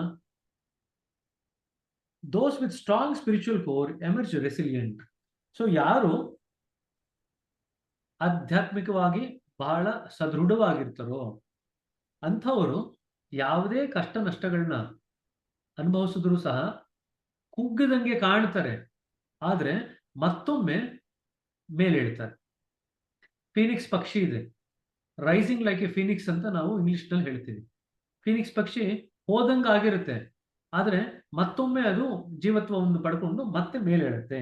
ಅದೇ ರೀತಿಯಾಗಿ ಈ ಚಡಪಡಿಸುವಿಕೆ ಮತ್ತೆ ನೋವು ಇವೆರಡನ್ನೂ ನಾವು ಅನುಭವಿಸ್ತಾ ನಾವು ಮುಂದಿನ ಹಂತಕ್ಕೆ ನಮ್ಮ ಪ್ರಯಾಣನ ಬೆಳೆಸಲಿಕ್ಕೆ ಶುರು ಮಾಡ್ಕೊಳ್ತೀವಿ. They use the pain to create a new version of themselves. ತಮ್ಮದೇ ಆದಂತ ಇನ್ನೊಂದು ರೂಪನ ಗಳಿಸ್ಕೊಳ್ಳಿಕ್ಕೆ ಅವರು ಆ ನೋವನ್ನ, ಜೀವನದಲ್ಲಿ ಬರ್ತಕ್ಕಂಥ ಕಷ್ಟ ಮತ್ತು ನೋವನ್ನ ಅವರು ಉಪಯೋಗಿಸ್ಕೊಳ್ತಾರೆ. ಆದ್ರೆ ನಮ್ಮಲ್ಲಿ ಅದನ್ನ ಮತ್ತೆ ಇಲ್ಲಿ ಗುರುಗಳು ಬರಿತಾ ಇದ್ದಾರೆ, ನಾವು ನಂಗೆ ಕಷ್ಟ ನಷ್ಟ ಕೊಡುವಂತ ದೇವರನ್ನ ನಾವು ಬೇಡ್ಕೊಡಲ್ಲ. ನಮ್ಮ ಹಾರ್ಟ್ಫುಲ್ನೆಸ್ ವೇ ಏನಿದೆ ಇದು ಸಹಜವಾಗಿರ್ತಕ್ಕಂಥ ಒಂದು ಪದ್ಧತಿ. What ever comes we take it and use it for our progress. ನಮ್ಮ ದಿನನಿತ್ಯದಲ್ಲಿ ನಮಗೆ ಯಾವುದೇ ಪರಿಸ್ಥಿತಿ ಬಂದರೂ ಕೂಡ ಅದನ್ನ ಉಪಯೋಗಿಸ್ಕೊಂಡು ನಾವು ಆಧ್ಯಾತ್ಮಿಕವಾಗಿ ಬೆಳಿಲಿಕ್ಕೆ ನಾವು ಪ್ರಯತ್ನ ಪಡ್ತೀವಿ. ಒಳ್ಳೆ ಪರಿಸ್ಥಿತಿನೂ ಬರ್ಬೋದು, ಅದನ್ನೂ ಉಪಯೋಗಿಸ್ಕೊಳ್ತೀವಿ. ಕಷ್ಟದ ಪರಿಸ್ಥಿತಿನೂ ಬರ್ಬೋದು, ಅದನ್ನು ಬೇರೆ ರೀತಿಯಲ್ಲಿ ಉಪಯೋಗಿಸ್ಕೊಂಡು ಬೆಳಿಲಿಕ್ಕೆ ನಾವು ಪ್ರಯತ್ನ ಪಡ್ತೀವಿ. Also important to understand is that restlessness that I am describing ಈ ಸ್ಪಿರಿಚುವಲ್ ರೆಸ್ಟ್ಲೆಸ್ನೆಸ್. ಹಾಗಾದ್ರೆ ಇಲ್ಲಿ ಇದುವರೆಗೂ ಇರ್ತಕ್ಕಂಥ ಚಡಪಡಿಸುವಿಕೆ, ನಾವು ಯಾವುದೋ ನಮ್ಮ ಆಸೆ ತೀರಿಲ್ಲ ಅಂದ್ರೆ ಚಡಪಡಿಸ್ತಾ ಇರ್ತೀವಿ. ಆ ಚಡಪಡಿಸುವಿಕೆಗೂ ಈ ಚಡಪಡಿಸುವಿಕೆಗೂ ಇರ್ತಕ್ಕಂಥ ವ್ಯತ್ಯಾಸ ಏನಪ್ಪಾ ಅಂದ್ರೆ, ಈ ಚಡಪಡಿಸುವಿಕೆ ಆಧ್ಯಾತ್ಮಿಕ ಚಡಪಡಿಸುವಿಕೆ. ಸೊ ಹಾಗಾಗಿ ಈ ಚಡಪಡಿಸುವಿಕೆಯಲ್ಲಿ ಆಧ್ಯಾತ್ಮಿಕತೆಯ ಲೇಪ ಇದೆ, ಆಧ್ಯಾತ್ಮಿಕತೆ ಎಲ್ಲೇ ಮುಳುಗಿದೆ ಈ ಚಡಪಡಿಸುವಿಕೆ. Unlike the restlessness triggered because of an ailment or some other inconvenience, spiritual restlessness thrives as an undercurrent in the heart, inspiring us to keep moving. ಹಾಗಾದ್ರೆ ಈ ಆಧ್ಯಾತ್ಮಿಕ ಚಡಪಡಿಸುವಿಕೆ ನಮ್ಗೆ ಏನ್ ಮಾಡುತ್ತೆ ಅಂದ್ರೆ, ಒಂದು ಧಾರೆಯಾಗಿ ನಮ್ಮ ಹೃದಯದಲ್ಲಿ ಹರಿತಾ ಇರುತ್ತೆ. ಧಾರೆಯಾಗಿ ಹರಿಯೋದಲ್ದಿರ ನಮಗೆ ಮುಂದಿನೆಡೆಗೆ ಸಾಗಲಿಕ್ಕೆ ನಮಗೆ ಸ್ಫೂರ್ತಿಯನ್ನು ತುಂಬುತ್ತೆ, ಪ್ರೇರೇಪಣೆಯನ್ನು ಮಾಡುತ್ತೆ. There is great joy and fervour in the silent undercurrent that keeps propelling us onwards. ಅದರಲ್ಲೂ ಯಾವುದೋ ಒಂದು ತುಂಬಾ ನೋವಿದೆಯಂತೆ, ತುಂಬಾ ಚಡಪಡಿಸುವಿಕೆ ಇದೆಯಂತೆ, ಅದರಲ್ಲೂ ಏನೋ ಆದಂತ ಒಂದು ಖುಷಿ ಇದೆಯಂತೆ. ಸೊ ಮೂರಿದೆ ಅಲ್ಲಿ, ಮೂರು ಕೂಡ ಆಧ್ಯಾತ್ಮಿಕ ಚಡಪಡಿಸುವಿಕೆ. ಆ ಆಧ್ಯಾತ್ಮಿಕ ಚಡಪಡಿಸುವಿಕೆಯಲ್ಲಿ ಚಡಪಡಿಸುವಿಕೆ ಇದೆ, ನೋವಿದೆ, ಅದರ ಜೊತೆಯಾಗಿ ಖುಷಿ ಕೂಡ ಇದೆ. There is a joy in it. ಆ ಜಾಯ್ ನಮ್ಗೆ ಏನ್ ಮಾಡುತ್ತೆ, ಆ ಖುಷಿ ಏನ್ ಮಾಡುತ್ತೆ, ನಮ್ಮನ್ನ ಮುಂದಿನ ಹಂತಕ್ಕೆ ಹೋಗ್ಲಿಕ್ಕೆ ಪ್ರೇರೇಪಣೆ ಮಾಡುತ್ತೆ. At the 10th chakra, the restlessness and the pain triggers a condition that can be described as unpeace peace, non-peace peace. So ಇಲ್ಲಿ ಇರ್ತಕ್ಕಂಥ ಚಡಪಡಿಸುವಿಕೆ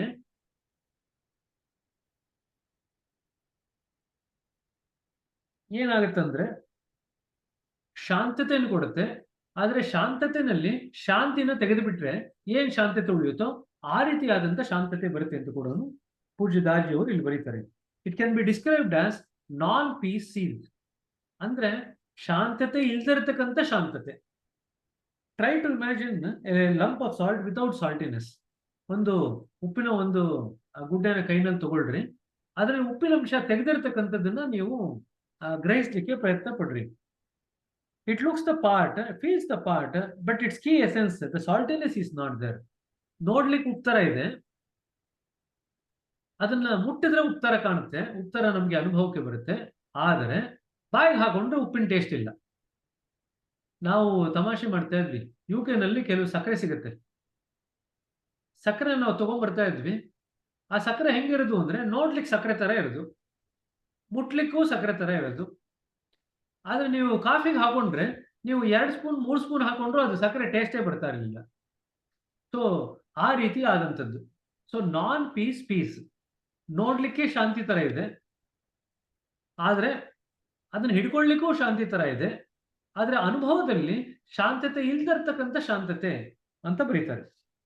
something similar happens to peace at the 11th chakra. 11ನೇ ಚಕ್ರದಲ್ಲಿ ಬರ್ತಕ್ಕಂಥ ಶಾಂತತೆಗೆ ಆ ಶಾಂತತೆಯ ಒಂದು ತತ್ವ ಏನಿದೆ ಅದನ್ನು ತೆಗೆದುಹಾಕಿ ಇರ್ತಕ್ಕಂಥ ಶಾಂತತೆ. ಅದರದ್ದು ಸ್ಟ್ರಕ್ಚರ್ ಮಾತ್ರ ಇದೆ, ಅದರ ಸತ್ವ ಇಲ್ಲ.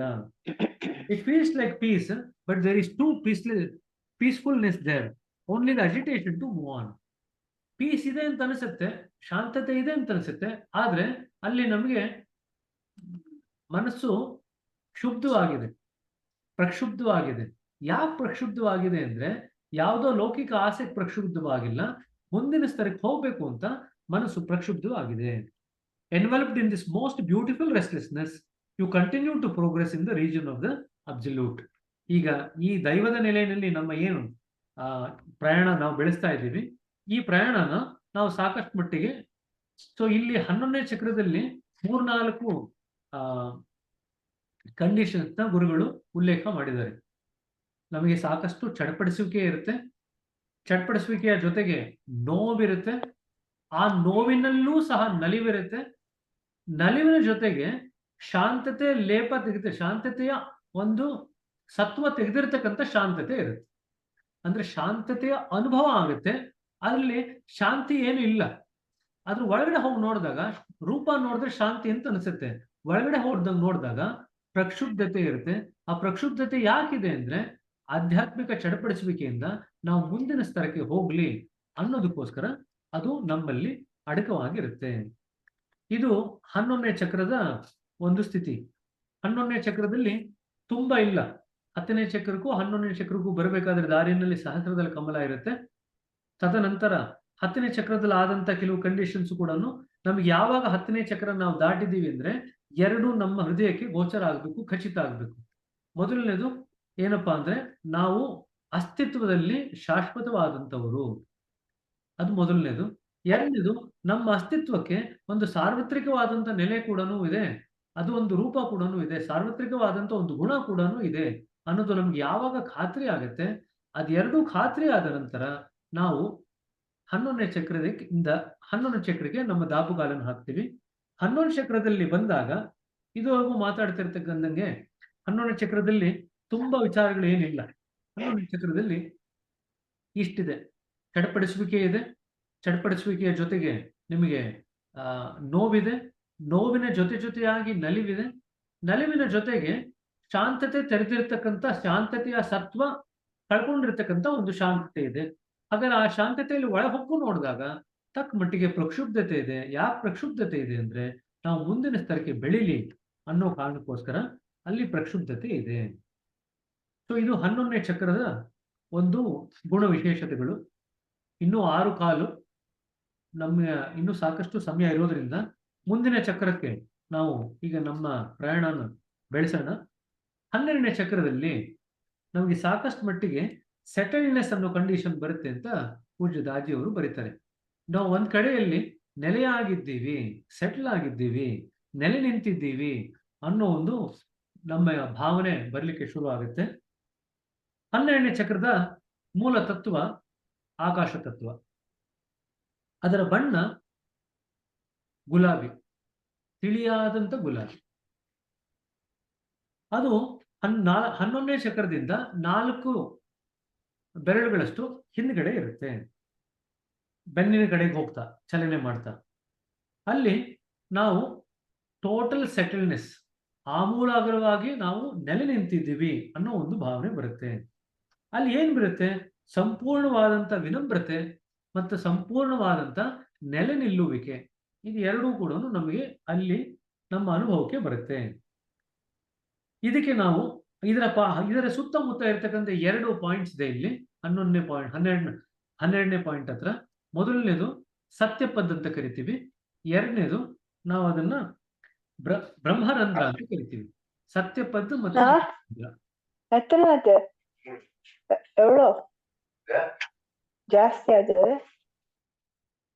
ಸತ್ಯಪದ್ ಮತ್ತೆ ಬ್ರಹ್ಮರಂಧ್ರ ಈ ಎರಡೂ ಬಿಂದುಗಳು ಈ 12ನೇ ಚಕ್ರದ ಸುತ್ತ ಇರ್ತಕ್ಕಂಥದ್ದು ಬಿಂದುಗಳು. ಹಾಗಾದ್ರೆ 12ನೇ ಚಕ್ರದ ಕಂಪನಗಳು ನಾವು ಹಿಂದೆ ಓದ್ದಂಗೆನೆ 2ನೇ ಚಕ್ರ ಮತ್ತು 7ನೇ ಚಕ್ರದಲ್ಲಿ ಯಾವ ಕಂಪನಗಳಿರುತ್ತೆ ಅದೇ ಕಂಪನಗಳು 12ನೇ ಚಕ್ರದಲ್ಲಿರುತ್ತೆ. ಹಾಗಾದ್ರೆ 2ನೇ ಚಕ್ರಕ್ಕೂ 7ನೇ ಚಕ್ರಕ್ಕೂ ಮತ್ತು 12ನೇ ಚಕ್ರಕ್ಕೂ ಇರ್ತಕ್ಕಂಥ ಕಂಪನಗಳಲ್ಲಿ ಏನು ವ್ಯತ್ಯಾಸ ಅಂದ್ರೆ ಸೂಕ್ಷ್ಮತೆಯಲ್ಲಿ ವ್ಯತ್ಯಾಸ ಇದೆ. ಇದು ಕೂಡ ದೈವಿಕವಾದಂಥ ನೆಲೆಗೆ ಸೇರಿದಂಥದ್ದು. It also belongs to the absolute or the region of the ಪ್ರಭು ಅಂತ ಕರಿತೀವಿ. ಈಗ ನದಿಗಳ ಸಂಗಮ ಅಂತ ನಾವು ಸಾಕಷ್ಟು ಕಡೆ ನಾವು ಪ್ರವಾಸಕ್ಕೆ ಹೋದಾಗ ಇಲ್ಲಿ ನದಿಗಳ ಸಂಗಮ ಆಗತ್ತೆ ಅಂತ ಹೇಳಿ, ತ್ರಿವೇಣಿ ಸಂಗಮ ಅಂತ ಹೇಳಿ ಮೂರು ನದಿಗಳು ಬಂದು ಒಂದು ಸಂಗಮ ಆಗತ್ತೆ ಅಂತ ನಾವು ಸಾಕಷ್ಟು ಮಟ್ಟಿಗೆ ಎಷ್ಟೊಂದು ಕಡೆ ಹೋಗಿ ನೋಡಿದ್ವಿ. ಕೂಡಲ ಸಂಗಮ ಅಂತ ಬರುತ್ತೆ, ಅಲ್ಲಿ 3 ನದಿ ಮಿಂಗಲ್ ಆಗುತ್ತೆ. ಮೇಲ್ಗಡೆ ಹೋಯಿತು ಅಂತಂದ್ರೆ ಬ್ರಹ್ಮಕುಂಡ ಅಂತ ಹೇಳ್ತೀವಿ, ಅಲ್ಲೂ ಕೂಡ ನದಿಗಳ ಸಂಗಮ ಆಗುತ್ತೆ. ರುದ್ರಪ್ರಯಾಗ ಅಂತ ಹೇಳ್ತೀವಿ, ಅಲ್ಲೂ ನದಿಗಳ ಸಂಗಮ ಆಗುತ್ತೆ ಅಂತ ಹೇಳ್ತೀವಿ. ಸೊ ನಮ್ಮಲ್ಲಿ ಈ ನದಿಗಳ ಸಂಗಮಕ್ಕೆ ವಿಶೇಷವಾದಂತ ಒಂದು ಸ್ಥಾನ ಇದೆ. ಅದೇ ರೀತಿಯಾಗಿ ನಮ್ಮ ಅಸ್ತಿತ್ವ ಏನಿದೆ, ಮೂಲ ಅಸ್ತಿತ್ವ, ನಮ್ಮ ಮೂಲ ಅಸ್ತಿತ್ವಕ್ಕೂ ಮತ್ತು ನಮ್ಮ ಕೇಂದ್ರಕ್ಕೂ ಇರ್ತಕ್ಕಂಥ ಒಂದು ಸಂಗಮ. ಈಗ ನಾವು ಆ ಒಂದು ಸಂಗಮದ ಎಡೆಗೆ ನಮ್ಮ ಚಲನೆಯನ್ನು ಪ್ರಾರಂಭ ಮಾಡಿದ್ದೀವಿ. when 2 or more rivers merges they create a force that is greater than the sum of the two. ಹೀಗೆ 2 ನದಿಗಳು ಒಂದು ಮಿಲನ ಆದಾಗ ಅದೇನು 2 ಮಿಲನ ಆದ್ಮೇಲೆ ಬರ್ತಕ್ಕಂಥ ಇನ್ನೊಂದು ನೀರಿನ ಧಾರೆ ಏನಿದೆ ಅದರಲ್ಲಿ ಇರ್ತಕ್ಕಂಥ ಶಕ್ತಿ ಈ 2 ನದಿಗಳಲ್ಲೂ ಧಾರೆಗಳಲ್ಲಿ ಏನು ನೀರಿನಲ್ಲಿ ಇರ್ತಕ್ಕಂಥ ಶಕ್ತಿ ಏನಿದೆ ಅದನ್ನು ಮೀರಿ ಇರುತ್ತೆ. ಇದು 2 ನದಿಗಳಿರ್ತಕ್ಕಂಥ ಆ ಧಾರೆಯ ಶಕ್ತಿಯನ್ನು ನಾವು ಸೇರಿಸಿದ್ರೆ ಆ 2 ನದಿಗಳು ಸೇರಿದ್ಮೇಲೆ ಬರ್ತಕ್ಕಂಥ ನೀರಿನ ಧಾರೆ ಏನಿದೆ ಅದರಲ್ಲಿ ಇನ್ನೂ ಹೆಚ್ಚಿನ ಶಕ್ತಿ ಇರುತ್ತೆ. In Hindu mythology the conversions of Ganges, Yamuna, Ganga and Saraswati symbolizes the merging of individual consciousness with universal consciousness. ಈಗ ಗಂಗಾ, ಯಮುನಾ ಮತ್ತೆ ಸರಸ್ವತಿ ಮೂರು ಕೂಡ ಪ್ರಯಾಗದಲ್ಲಿ ಮಿಲನ ಆಗತ್ತೆ ಅಂತ ಬರೀತಾರೆ. ಆ ಪ್ರಯಾಗದಲ್ಲಿ ಏನ್ ಮಿಲನ ಆಗತ್ತೆ ಅದೇ ರೀತಿಯಾದಂಥದ್ದು ವಿಶೇಷವಾದಂಥ ನಮ್ಮ ಹಿಂದೂ ಸಂಸ್ಕೃತಿನಲ್ಲಿ ಇದಕ್ಕೆ ವಿಶೇಷವಾದಂಥ ಸ್ಥಾನ ಇದೆ. ಅದೇ ರೀತಿಯಾಗಿ ನಮ್ಮ ಇಂಡಿವಿಜುವಲ್ ಕಾನ್ಷಿಯಸ್ನೆಸ್ ಏನಿದೆ ಮತ್ತೆ ಯೂನಿವರ್ಸಲ್ ಕಾನ್ಷಿಯಸ್ನೆಸ್ ಏನಿದೆ ಎರಡೂ ಕೂಡ ಸೇರ್ಕೊಂಡಾಗ ಇದು ಕೂಡ ಒಂದು ಅಭೂತಪೂರ್ವವಾದಂಥ ಒಂದು ಸಂಗಮ ಅಂತ ಬರೀತಾರೆ. ಅದೇ ರೀತಿಯಾಗಿ ನಾವು ಬೇರೆ ದೇಶದಲ್ಲೂ ಕೂಡ ಈಗ ಅಮೆರಿಕದ ಬಗ್ಗೆ ಉಲ್ಲೇಖ ಮಾಡ್ತಾರೆ. ಅಲ್ಲೂ ಕೂಡ ಮಿಸೋರಿ ಅಂತ ರಿವರ್ ಇದೆ, ಮಿಸಿಸಿಪಿ ಅಂತ ರಿವರ್ ಇದೆ. ಅದೆರಡೂ ಕೂಡ they represent the transformative power of unity and the importance of working towards together towards a common goal ಅಂತ ಬರೀತಾರೆ. ಅಂದ್ರೆ 2 ನದಿಗಳು ಹಾಗೆ ಸೇರಿ ಒಟ್ಟಿಗೆ ಮುಂದಕ್ಕೆ ಹರ್ಕೊಂಡು ಹೋಗುತ್ತೋ, ಜೊತೆಯಾಗಿ ಹರ್ಕೊಂಡು ಹೋಗುತ್ತೋ ಕೂಡ್ಕೊಂಡು, ಅದೇ ರೀತಿಯಾಗಿ ನಾವು ಕೂಡ ನಾವು ನಮ್ಮ ಮುಂದಿನ ಹಂತದ ಪ್ರಯಾಣ ಮಾಡ್ಬೇಕಂದ್ರೆ ಈಗ ನಮ್ಮ ವೈಯಕ್ತಿಕ ಸ್ತರದಲ್ಲಿ ಇರತಕ್ಕಂಥ ಪ್ರಜ್ಞೆ ಮತ್ತು ಸಾರ್ವತ್ರಿಕವಾಗಿರ್ತಕ್ಕಂಥ ಪ್ರಜ್ಞೆ, ಯೂನಿವರ್ಸಲ್ ಕಾನ್ಷಿಯಸ್ನೆಸ್, ಇಂಡಿವಿಜುವಲ್ ಕಾನ್ಷಿಯಸ್ನೆಸ್, ಇದು ಎರಡೂ ಮರ್ಜ್ ಆದಾಗ ಅದು ಮರ್ಜ್ ಆದಂತ ಎಂಟಿಟಿನಲ್ಲಿ ಬರ್ತಕ್ಕಂಥ ಸೋರ್ಸ್ ಏನಿದೆ, ಅದು ಶಕ್ತಿ ಏನಿದೆ, ಅದು ಹೆಚ್ಚಿನದಾಗಿರುತ್ತೆ ಅಂತ ಬರೀತಾರೆ. As you imagine shifting from the 11th chakra to the 12th chakra, I want you to envision the energy flow from the chakra as a river. ಈಗ ಇನ್ನೊಂದನ್ನ ಗುರುತಿಸ್ಕೊಳ್ಳಿಕ್ಕೆ ಈಗ ಪೂಜ್ಯ ದಾಜಿ ಅವರು ಹೇಳ್ತಿದ್ದಾರೆ. ಏನು ಹೇಳ್ತಿದ್ದಾರೆ ಅಂದ್ರೆ, ಈಗ 1ನೇ ಚಕ್ರದಿಂದ ನಾವು ಶುರು ಮಾಡ್ಕೊಂಡು ಬಂದ್ವಿ. 1ನೇ ಚಕ್ರದಿಂದ ಒಂದು ನದಿ ಧಾರೆ ಹರಿತಾ ಇದೆ ಅಂತ ಇಟ್ಕೊಳ್ರಿ. 2ನೇ ಚಕ್ರದಿಂದ ಮತ್ತೊಂದು ನದಿ ಧಾರೆ ಹರಿತಾ ಇದೆ. ಯಾಕಂದ್ರೆ ಪ್ರತಿಯೊಂದು ಚಕ್ರದಲ್ಲೂ ಕೂಡ ತನ್ನದೇ ಆದಂತ ಗುಣ ವಿಶೇಷತೆಗಳಿದೆ ಅಂತ ಇದುವರೆಗೂ ನಾವು ಮಾತಾಡಿದ್ದೀವಿ. ಪ್ರತಿಯೊಂದು ಧಾರೆ ಕೂಡ ಈಗ ಮೂಲವಾಗಿ ತನ್ನದೇ ಆದಂತ ರೀತಿಯಲ್ಲಿ ಬರ್ತಾ ಇದೆ. 1ನೇ ಬಿಂದುವಿನಿಂದ 1ನೇ ಚಕ್ರದಿಂದ ಒಂದು ಧಾರೆ ಬರ್ತಾ ಇದೆ, 2ನೇ ಚಕ್ರದಿಂದ ಮತ್ತೊಂದು ಧಾರೆ ಬರ್ತಿದೆ, 3ನೇ ಚಕ್ರದಿಂದ ಮತ್ತೊಂದು ಧಾರೆ ಬರ್ತಿದೆ. ಹೀಗೆ ಎಲ್ಲಾ ಚಕ್ರಗಳಿಂದ ತನ್ನದೇ ಆದಂತ ಧಾರೆಗಳು ಎಲ್ಲವೂ ಕೂಡ ಬಂದು 12ನೇ ಪಾಯಿಂಟ್ ನಲ್ಲಿ ಸಂಗಮವಾಗತ್ತೆ ಅಂತ ಇಲ್ಲಿ ದಾಜಿಯವರು ಉಲ್ಲೇಖ ಮಾಡ್ತಿದ್ದಾರೆ. ಈಗ ಮೊದಲನೇ ಬಿಂದುವಿನಲ್ಲಿ ಸ್ವೀಕರಿಸುವಿಕೆಯ ಧಾರೆ, ಎರಡನೇ ಬಿಂದುವಿನಲ್ಲಿ ಶಾಂತತೆಯ ಧಾರೆ, ಮೂರನೇ ಬಿಂದುವಿನಿಂದ ಪ್ರೇಮದ ಧಾರೆ, ನಾಲ್ಕನೇ ಬಿಂದುವಿನಿಂದ ಧೈರ್ಯ ಮತ್ತೆ ಆತ್ಮವಿಶ್ವಾಸದ ಧಾರೆ, ಐದನೇ ಬಿಂದುವಿನಲ್ಲಿ ಏನಿದೆ, ನಮಗೆ ವಿವೇಚನಾ ಶಕ್ತಿ ಬರುತ್ತೆ, ಆ ಧಾರೆ. ಸೊ ಪ್ರತಿಯೊಂದು ಚಕ್ರದಲ್ಲೂ ಒಂದೊಂದು ಧಾರೆ ಬರ್ತಾ ಇದೆ ಅಂತ ಅನ್ಕೊಂಡಾಗ ಇವೆಲ್ಲವೂ ಕೂಡ 12ನೇ ಚಕ್ರಕ್ಕೆ ಬಂದಾಗ ಎಲ್ಲವೂ ಹಾಗೆ ಎರಡು ನದಿ ಸೇರ್ಕೊಂಡು ಒಂದು ಪ್ರಕ್ಷುದ್ಧ ಧಾರೆಯಾಗಿ ತನ್ನ ಮುಂದಕ್ಕೆ ಹೋಗುತ್ತೋ, ಒಂದು ಮಹಾಧಾರೆಯಾಗಿ ಮುಂದಕ್ಕೆ ಹೋಗುತ್ತೋ, ಈ 11 ಧಾರೆಗಳು ಏನಿದೆ 11 ಚಕ್ರಗಳಿಂದ ಎಲ್ಲ ಬಂದು 12ನೇ ಚಕ್ರದಲ್ಲಿ ಎಲ್ಲ ಕೂಡಿಕೊಂಡು ಈಗ ಒಂದು ವಿಶಾಲವಾದಂಥ ಧಾರೆಯಾಗಿ ಮುನ್ನಡಿಲಿಕ್ಕೆ ನಮಗೆ ಸಾಧ್ಯ ಆಗುತ್ತೆ. Some rivers might have started as a trickle, but as you progress, the rivers swell in their flow. So ನದಿಗಳ ಹತ್ರ ನೀವು ನದಿ ಮೂಲ, ನಮ್ಮಲ್ಲಿ ಒಂದು ಗಾದೆ ಹೇಳ್ತಾರೆ, ನದಿ ಮೂಲ ಋಷಿ ಮೂಲ ಹುಡ್ಕೊಂಡು ಹೋಗ್ಬಾರ್ದು ಅಂತ. ಋಷಿ ಮೂಲ ಹುಡ್ಕೊಂಡು ಹೋಯ್ತು ಅಂದ್ರೆ ಅರೆ ಹಿಂಗಿದ್ದವ್ರು ಹಿಂಗಾಗೋದ್ರಿ ಇವರು ಅಂತ ಅನ್ಸುತ್ತೆ. ಯಾಕೆಂದ್ರೆ ನಾವು ಋಷಿನ ಯಾವುದೋ ಒಂದು ದೃಷ್ಟಿಕೋನದಲ್ಲಿ ನೋಡ್ತಾ ಇರ್ತೀವಿ, ಅವರ ಮೂಲ ಹುಡ್ಕೊಂಡು ಹೋಯ್ತು ಅಂತಂದ್ರೆ ಓ ಹೀಗಿದ್ದವ್ರ ಹೀಗಾದವರು, ಹಾಗಾದ್ರೆ ನಾನು ಇವ್ರು ನಂಬಲ್ಲ ಅಂತ ಹೇಳ್ತೀವಿ. ಅದೇ ರೀತಿಯಾಗಿ ನದಿನ ಹುಡ್ಕೊಂಡು ಹೋದಾಗ ಅದು ಇಷ್ಟು ನೀರು ಬರ್ತಾ ಇರುತ್ತೆ, ಮೂಲಕ್ಕೆ ಹುಡ್ಕೊಂಡು ಹೋಯ್ತು ಅಂದ್ರೆ ನದಿನ ಮೂಲನು, ಈ ಮೂಲದಿಂದ ಬರ್ತಿರ್ತಕ್ಕಂಥ ನದಿ ಇಷ್ಟೊಂದು ದೊಡ್ಡ ನದಿ ಆಗತ್ತ ಅಂತ ಯಾರು ನಂಬಿಕೆನೇ ಬರಲ್ಲ. ಯಾವ ನದಿ ಬೇಕಾದ್ರೂ ಹುಡ್ಕೊಂಡು ಹೋಗಿ ನೀವು, ಮೂಲಕ್ಕೆ ಹೋಯ್ತು ಅಂದ್ರೆ it will be trickle of water, ಚೂರು ನೀರು ಹರಿತಾ ಇರುತ್ತೆ ಸಣ್ಣ ಧಾರೆಯಾಗಿ. ಆ ಸಣ್ಣ ಧಾರೆಯಾಗಿ ಈಗ ಯಾರಾದ್ರೂ ಗಂಗೋತ್ರಿಗೆ ಹೋಗಿದ್ರೆ, ಗಂಗೋತ್ರಿಗೆ ಹೋಗಿ ಗೌಮುಖ್ ಪರ್ವತ ಅಂತಿದೆ, ಆ ಗೌಮುಖ್ ಪರ್ವತಕ್ಕೆ ಹೋಯ್ತು ಅಂತಂದ್ರೆ ಅಲ್ಲಿ ನೀವು ಗಂಗೆ ಉಗಮ ಆಗೋದನ್ನ ನೋಡ್ತೀರಾ. ಆ ಗಂಗೆ ಹೇಗೆ ಉಗಮ ಆಗ್ತಾರೆ ಅಂದ್ರೆ ಅದೇನು ಐಸ್ ಇರುತ್ತೆ ಅಲ್ಲಿ, ಐಸ್ ಮೆಲ್ಟ್ ಆಗ್ಲಿಕ್ಕೆ ಶುರು ಆಗುತ್ತೆ. ಮೆಲ್ಟ್ ಆಗ್ತಾ ಆಗ್ತಾ ಒಂದಿಷ್ಟು ನೀರು ಹರಿಲಿಕ್ಕೆ ಶುರು ಆಗುತ್ತೆ. ಆ ನೀರು ಹರಿತಾ ಅದು ಕೆಳಗಡೆ ಬರ್ತಾ ಬೇರೆ ಕಡೆಯಿಂದ ನೀರು ಬಂದು ಸೇರಿಕೊಂಡು ಆ ಧಾರೆ ದೊಡ್ಡ ಪ್ರಮಾಣಕ್ಕೆ ಬೆಳಿಲಿಕ್ಕೆ ಸಾಧ್ಯ ಆಗುತ್ತೆ. ಎಲ್ಲ ನದಿಗಳ ಕಥೆ ಕೂಡ ಇಷ್ಟೇನೆ. ಯಾವ ನದಿನೂ ತನ್ನ ಮೂಲಕ್ಕೆ ಹೋದಾಗ ದೊಡ್ಡದಾಗಿರಲ್ಲ, ಸಣ್ಣದಾಗಿರುತ್ತೆ. ಬಟ್ ಕಾಲಕ್ರಮೇಣ ಬಂದು ಅದು ವಿಸ್ತಾರವಾಗುತ್ತೆ, ದೊಡ್ಡದಾಗತ್ತೆ, ಸಾಕಷ್ಟು ಮಟ್ಟಿಗೆ ಬೆಳೆಯುತ್ತೆ. ಈಗ ದಾಜಿಯವರು ಅದನ್ನ ಬೇರೆ ಬೇರೆ ಬಿಂದುಗಳಿಂದ ಬೇರೆ ಬೇರೆ ಚಕ್ರಗಳಿಂದ ಒಂದೊಂದು ನದಿ ಧಾರೆ ಹರಿತಾ ಇದೆ. ಆ ಧಾರೆ ಎಲ್ಲ ಕೂಡ 12ನೇ ಚಕ್ರದಲ್ಲಿ ಬಂದು ಎಲ್ಲ ಕೂಡ ಮಿಲನ ಆಗತ್ತೆ ಅನ್ನೋದ್ರ ಬಗ್ಗೆ ಉಲ್ಲೇಖ ಮಾಡ್ತಾ ಇದ್ದಾರೆ. The 12th chakra is a grand junction where everything you have acquired so far in the journey merges into one majestic river gushing towards the center. ಒಂದು ಮಹಾ ನದಿಯಾಗಿ ಬೇರೆ ಎಲ್ಲಾ ಕಡೆಯಿಂದ ಬರ್ತಿರ್ತಕ್ಕಂಥ ಈ ನದಿಯ ಧಾರೆಗಳೇನಿದೆ, ಬೇರೆ ಬೇರೆ ಧಾರೆಗಳು, ಯಾಕೆಂದ್ರೆ ಒಂದೊಂದು ನದಿದು ಬೇರೆ ಬೇರೆ ಆದಂತ ಗುಣ ವಿಶೇಷತೆಗಳಿದೆ. ಈ ಎಲ್ಲಾ ಧಾರೆ ಬಂದು ನದಿಗಳು ಬಂದು 12ನೇ ಚಕ್ರದಲ್ಲಿ ತಾನು ಒಂದು ಮಹಾನದಿಯಾಗಿ ಮಾರ್ಪಾಡಾಗಿ ಅದು ಕೇಂದ್ರದ ಎಡೆಗೆ ತನ್ನ ಚಲನೆನ ಪ್ರಾರಂಭ ಮಾಡುತ್ತೆ. You may recall the 4 stages of flowering of the chakra. So ಚಕ್ರಗಳಲ್ಲಿ 4 ಸ್ತರ ಇರುತ್ತೆ ನಾವು ಬೆಳಿಬೇಕಾದ್ರೆ ಅಂತ ನಾವು ಸಾಕಷ್ಟು ಸತಿ ನಾವು ಇದನ್ನ ನೋಡಿದ್ದೀವಿ. Existence, nearness, identicality and merger. ಕನ್ನಡದಲ್ಲಿ ಹೇಳೋದಾಯ್ತು ಅಂದ್ರೆ ಸಾಲೋಕ್ಯತ, ಸಾಮೀಪ್ಯತ, ಸಾರೂಪ್ಯತ, ಸಾಯುಜ್ಯತ. The 12th chakra mirrors this process at the macro level as the stages from every previous chakra unite to create an identicality with the source. ಈಗ ಎಲ್ಲಾ ಚಕ್ರದಲ್ಲೂ ಕೂಡ ವೈವಿಧ್ಯವಾದಂತ ಒಂದು ಸ್ಥಿತಿಗಳಿದ್ದವು, ಗುಣ ವಿಶೇಷಗಳಿದ್ದವು. ಇವೆಲ್ಲವೂ ಒಂದೆಡೆಗೆ ಬಂದು ಮಿಲನ ಆಗಿ ಈಗ ಕೇಂದ್ರಕ್ಕೆ ಯಾವ ರೂಪ ಗುಣ ವಿಶೇಷ ಇದೆಯೋ ಅದೇ ರೂಪ ಗುಣ ವಿಶೇಷ ನಮಗೆ 12ನೇ ಚಕ್ರದಲ್ಲಿ ನಾವು ಗಳಿಸ್ಕೊಳ್ತೀವಿ. We become identical with the kendra. ಇದು 3ನೇ ಸ್ತರ. ಜ್ಞಾಪಕ ಇದೆ, ನಾವಿನ್ನು ಹಿಂದೆ ಒಂದ್ಸತಿ ಮಾತಾಡಿದ್ವಿ. ಸಾಲೋಕ್ಯತ ಅಂದ್ರೆ ನಾವು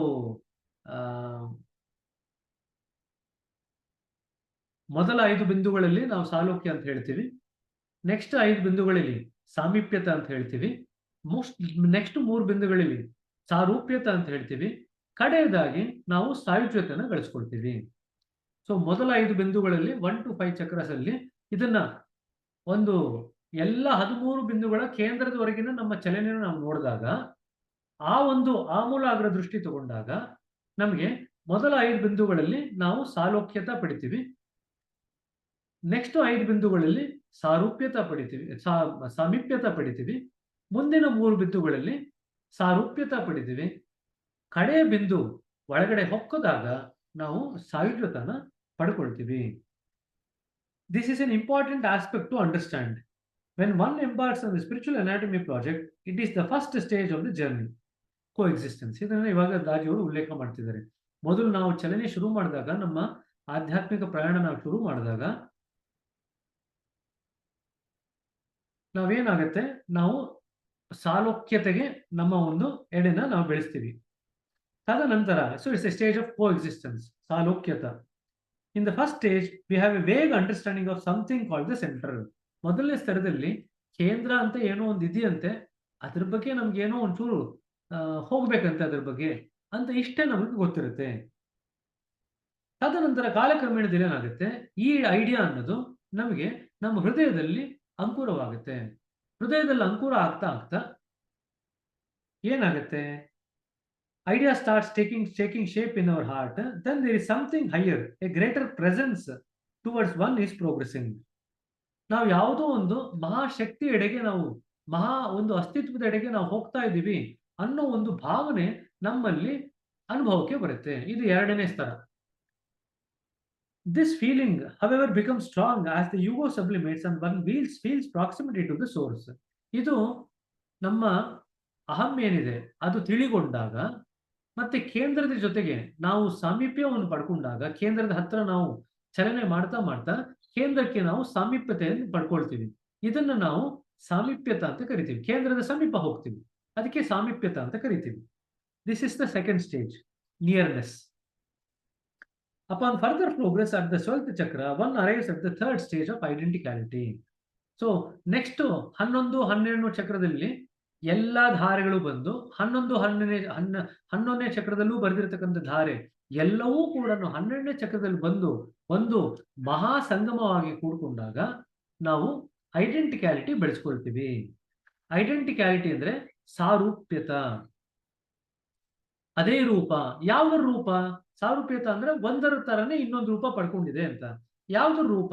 ಕೇಂದ್ರದ ರೂಪ ಏನಿದೆ ಅದೇ ರೂಪನೇ ನಾವು ಪಡ್ಕೊಂಡಿದ್ದೀವಿ. Consciousness is now akin to a new level one arrives at. ಇಲ್ಲಿ ಪ್ರಜ್ಞೆ ಮತ್ತೊಂದು ಸ್ತರಕ್ಕೆ ಮಾರ್ಪಾಡಾಗತ್ತೆ, ಹೊಸದಲ್ಲಿ ಮಾರ್ಪಾಡಾಗತ್ತೆ. Lightness in the heart makes the weight of all the mental activity lighter. ಇಲ್ಲಿ ಎಷ್ಟು ಮಟ್ಟಿಗೆ ಹಗುರತೆ ಆಗುತ್ತೆ ಅಂದ್ರೆ, ನಾವು ಮಾಡ್ತಕ್ಕಂಥ ಯಾವುದೇ ಮಾನಸಿಕ ಕ್ರಿಯೆ ನಮಗೆ ಸಾಕಷ್ಟು ಹಗುರ ಅಂತ ಅನಿಸ್ಲಿಕ್ಕೆ ಶುರು ಆಗುತ್ತೆ. ನಮ್ಮ ಎಲ್ಲ ಯೋಚನೆಗಳು ತುಂಬಾ ಹಗುರವಾಗಿದೆ ಅಂತ ಅನಿಸುತ್ತೆ. Once thoughts seems lighter and all interactions have lightness. ನಮ್ಮ ಎಲ್ಲ ಯೋಚನೆಗಳು ತುಂಬಾ ಹಗುರವಾಗಿದೆ ಅಂತ ಅನಿಸುತ್ತೆ. ಅದರ ಜೊತೆಯಾಗಿ ನಾವು ಮಾಡ್ತಕ್ಕಂಥ ಎಲ್ಲ ಒಡನಾಟಗಳು ಕೂಡ ತುಂಬಾ ಹಗುರವಾಗಿದೆ ಅಂತ ಅನಿಸುತ್ತೆ. One feels settled in the stage. ಈ ಒಂದು ಸ್ಟೇಜ್ನಲ್ಲಿ ನಾವು ನೆಲೆ ನಿಂತಿದ್ದೀವಿ, ಈ ಒಂದು ಹಗುರತೆಯಲ್ಲಿ ನಾವು ನೆಲೆ ನಿಂತಿದ್ದೀವಿ ಅಂತ ನಮ್ಮ ಮನಸ್ಸಿಗೆ ಅನಿಸ್ಲಿಕ್ಕೆ ಶುರು ಆಗುತ್ತೆ.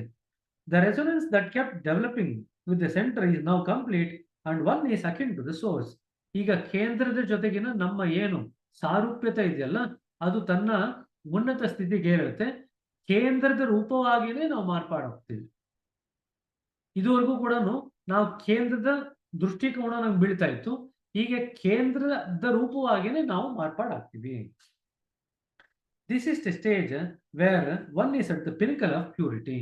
ಪವಿತ್ರತೆಯ, ಪರಿಶುದ್ಧತೆಯ ಉತ್ತುಂಗ ಸ್ಥಿತಿನಲ್ಲಿ ಈಗ ನೀವಿರ್ತೀರಾ. ಹಾಗಾದ್ರೆ 12ನೇ ಚಕ್ರದಲ್ಲಿ ಏನೇನು ಗುಣ ವಿಶೇಷತೆಗಳು ಬರುತ್ತೆ ಅಂತ ಪೂಜ್ಯ ದಾಜಿಯವರು ಬರಿತಾ ಹೋಗ್ತಾರೆ. ಮೊದಲನೇದಾಗಿ ಪಿನಾಕಲ್ ಆಫ್ ಪ್ಯೂರಿಟಿ, ಪರಿಶುದ್ಧತೆಯ ಉತ್ತುಂಗ ಸ್ಥಿತಿ. ಅಟ್ ದ 12th ಚಕ್ರ ಒನ್ ಈಸ್ ಪ್ಯೂರಿಟಿ ಪರ್ಸೋನಿಫೈಡ್. ಪ್ಯೂರಿಟಿ ಪರ್ಸೋನಿಫೈಡ್ ಅಂದ್ರೆ ಶುದ್ಧತೆ ವ್ಯಕ್ತಿಗತೆ. ಆ ಶುದ್ಧತೆಯ ಸಾಕಾರ ಮೂರ್ತಿಯಾಗಿ ನಾವು ಮಾರ್ಪಾಡಾಗ್ತೀವಿ. ಏನಾಗತ್ತೆ ಇಲ್ಲಿ? In such A stage the thought loses its weight, there is no heaviness of emotions and there is unity in one's being.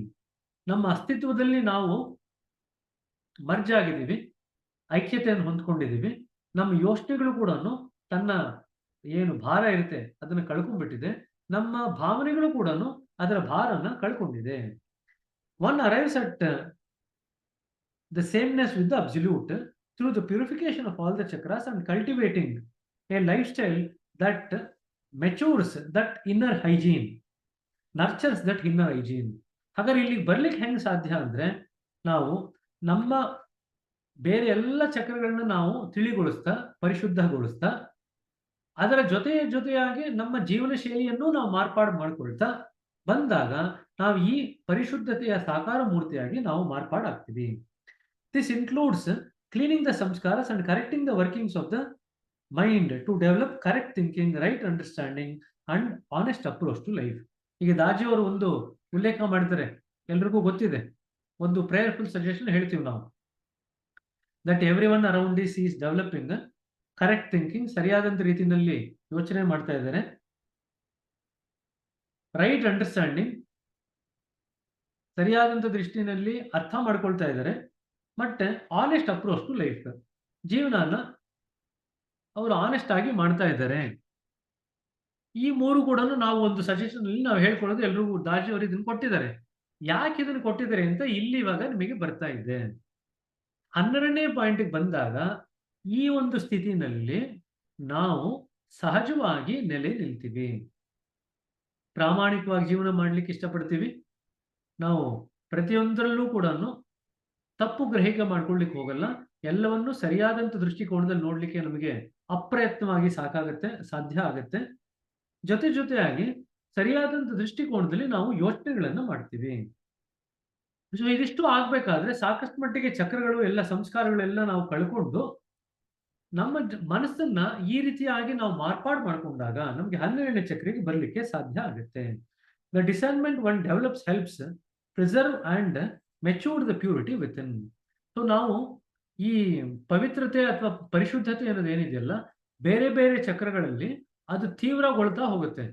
ಆ ಚಕ್ರದಲ್ಲಿ ಇರ್ತಕ್ಕಂಥ ಪರಿಶುದ್ಧತೆಯ ತೀವ್ರತೆಯನ್ನು ನಾವು ಅರ್ಥ ಮಾಡಿಕೊಂಡು ಅದಕ್ಕೆ ಅನುಗುಣವಾಗಿ ನಮ್ಮ ಜೀವನ ಶೈಲಿನ ನಾವು ಬದಲಾವಣೆ ಮಾಡ್ಕೊಳ್ತಾ ಹೋಗ್ಬೇಕು ಅಂತ ದಾಜಿಯವರು ಬರೀತಾರೆ. ನಾವೆಲ್ಲರೂ ಸಹ ಪರಿಶುದ್ಧತೆಯಿಂದನೇ ಬಂದಿದ್ದು. The pure streams that caused our being also originated from the purest source, and for that reasons the thought of purity persisted in us as through the passage of the time. ನಮಗೆ ಪರಿಶುದ್ಧತೆಯಿಂದನೇ ನಾವು ಎಲ್ಲರೂ ಕೂಡ ಬಂದಿರತಕ್ಕಂಥದ್ದು. ಕೇಂದ್ರವೂ ಕೂಡ ಪರಿಶುದ್ಧವಾಗೇ ಇದೆ, ಕೇಂದ್ರದಿಂದ ಬಂದಿರತಕ್ಕಂಥ ನಾವು ಕೂಡ ಪರಿಶುದ್ಧವಾಗೇ ಇದೆ. ಹಾಗಾಗಿ ನಮಗೆ ಆ ಪರಿಶುದ್ಧತೆಯ ಬಗ್ಗೆ ಒಂದು ಆಲೋಚನೆ, ಒಂದು ವಿಚಾರ ನಮ್ಮ ಹೃದಯದಲ್ಲಿ ಯಾವಾಗಲೂ ಹರಿತಾ ಇರುತ್ತೆ. Establishing A relationship of devotion with the source, the inner zeal of interest and the guru's guidance helps one arrive at this rarefied place of purity. ಹಾಗಾದ್ರೆ ಇಲ್ಲಿ ಅತ್ಯಂತ ತಿಳಿಯಾದಂತ ಒಂದು ಪರಿಶುದ್ಧತೆ ಇದೆ ಅಂತ ಬರೀತಾರೆ. ರೇರಿಫೈಡ್ ಅಂದ್ರೆ ಅತ್ಯಂತ ತಿಳಿಯಾಗಿರ್ತಕ್ಕಂಥ ಒಂದು ಪವಿತ್ರತೆ ಅಥವಾ ಪರಿಶುದ್ಧತೆ. ಅಲ್ಲಿಗೆ ಹೋಗ್ಬೇಕಾದ್ರೆ ನಮ್ಗೆ ಏನ್ ಬೇಕು? ನಮ್ಗೆ ಸಾಕಷ್ಟು ಮಟ್ಟಿಗೆ ಅಲ್ಲಿಗೆ ಹೋಗ್ಬೇಕು ಅಂತ ಇಂಟ್ರೆಸ್ಟ್ ಇರಬೇಕು. ಜೊತೆಯಾಗಿ ಗುರುಗಳ ಒಂದು ನಿರ್ದೇಶನನೂ ಕೂಡ ಇರಬೇಕು. ಅದರ ಜೊತೆಯಾಗಿ ನಾವು ಕೇಂದ್ರಕ್ಕೆ ವಿಧೇಯರಾಗಿರ್ಬೇಕು. ಮತ್ತೆ ಕೇಂದ್ರದ ಜೋಡಿಗೆ ನಾವು ಭಕ್ತಿ ಭಾವದಿಂದ ಇರಬೇಕು. In this lack of purity one rest. ನಾವು ಹೇಳಿದ್ವಿ ಎಲ್ಲ ಈವನ್ ಪಾಯಿಂಟ್ಸ್ ನಲ್ಲೂ ನಮಗೆ ರೆಸ್ಟ್ ಸಿಗುತ್ತೆ, ಎಲ್ಲ ಆಡ್ ಪಾಯಿಂಟ್ಸ್ ಅಲ್ಲಿ ನಮಗೆ ಚಡ್ಪಡಿಸುವಿಕೆ ಇರುತ್ತೆ ಅಂತ. 12ನೇ ಪಾಯಿಂಟ್ ಈವನ್ ಪಾಯಿಂಟ್. ಹಾಗಾಗಿ ಇಲ್ಲಿ ನಾವು ಪರಿಶುದ್ಧತೆಯಲ್ಲಿ ನಾವು ಸಾಕಷ್ಟು ಮಟ್ಟಿಗೆ ನೆಲೆ ನಿಲ್ತೀವಿ, ರೆಸ್ಟ್ ಅನ್ನು ತಗೊಳ್ತೀವಿ. At this stage the ego is sublimated and all that is left it is of the finest remembrance of the identity. ಈಗ ನಮ್ಮ ಅಹಂ ಅನ್ನೋದೇನಿತ್ತು ಅದು ಸಾಕಷ್ಟು ಮಟ್ಟಿಗೆ ತಿಳಿಗೊಂಡಿದೆ, ಪರಿಷ್ಕರಣೆಗೊಂಡಿದೆ. ಒಂದೇ ಒಂದು ತಿಳಿಯಾದಂತ ಒಂದು ಫಿಲ್ಮ್ ಇದೆಯಂತೆ. ಏನು ಫೈನೆಸ್ಟ್ ಮೆಂಬ್ರೈನ್ ಆಫ್ ಐಡೆಂಟಿಟಿ, ನಮ್ಮ ಮೂಲ ಅಸ್ತಿತ್ವದ ತಿಳಿಯಾದಂತ ಒಂದು ಮೆಂಬ್ರೈನ್ ಅಷ್ಟೇ ಇದೆ ಅಂತ ಬರೀತಾರೆ. ಇಲ್ಲಿ ಆಸೆಗಳೆಲ್ಲನೂ ನಮ್ಮನ್ನು ಬಿಟ್ಟು ಹೋಗುತ್ತೆ, ಯಾವಾಗಲೂ ಬಿಟ್ಟು ಹೋಗಿದೆ.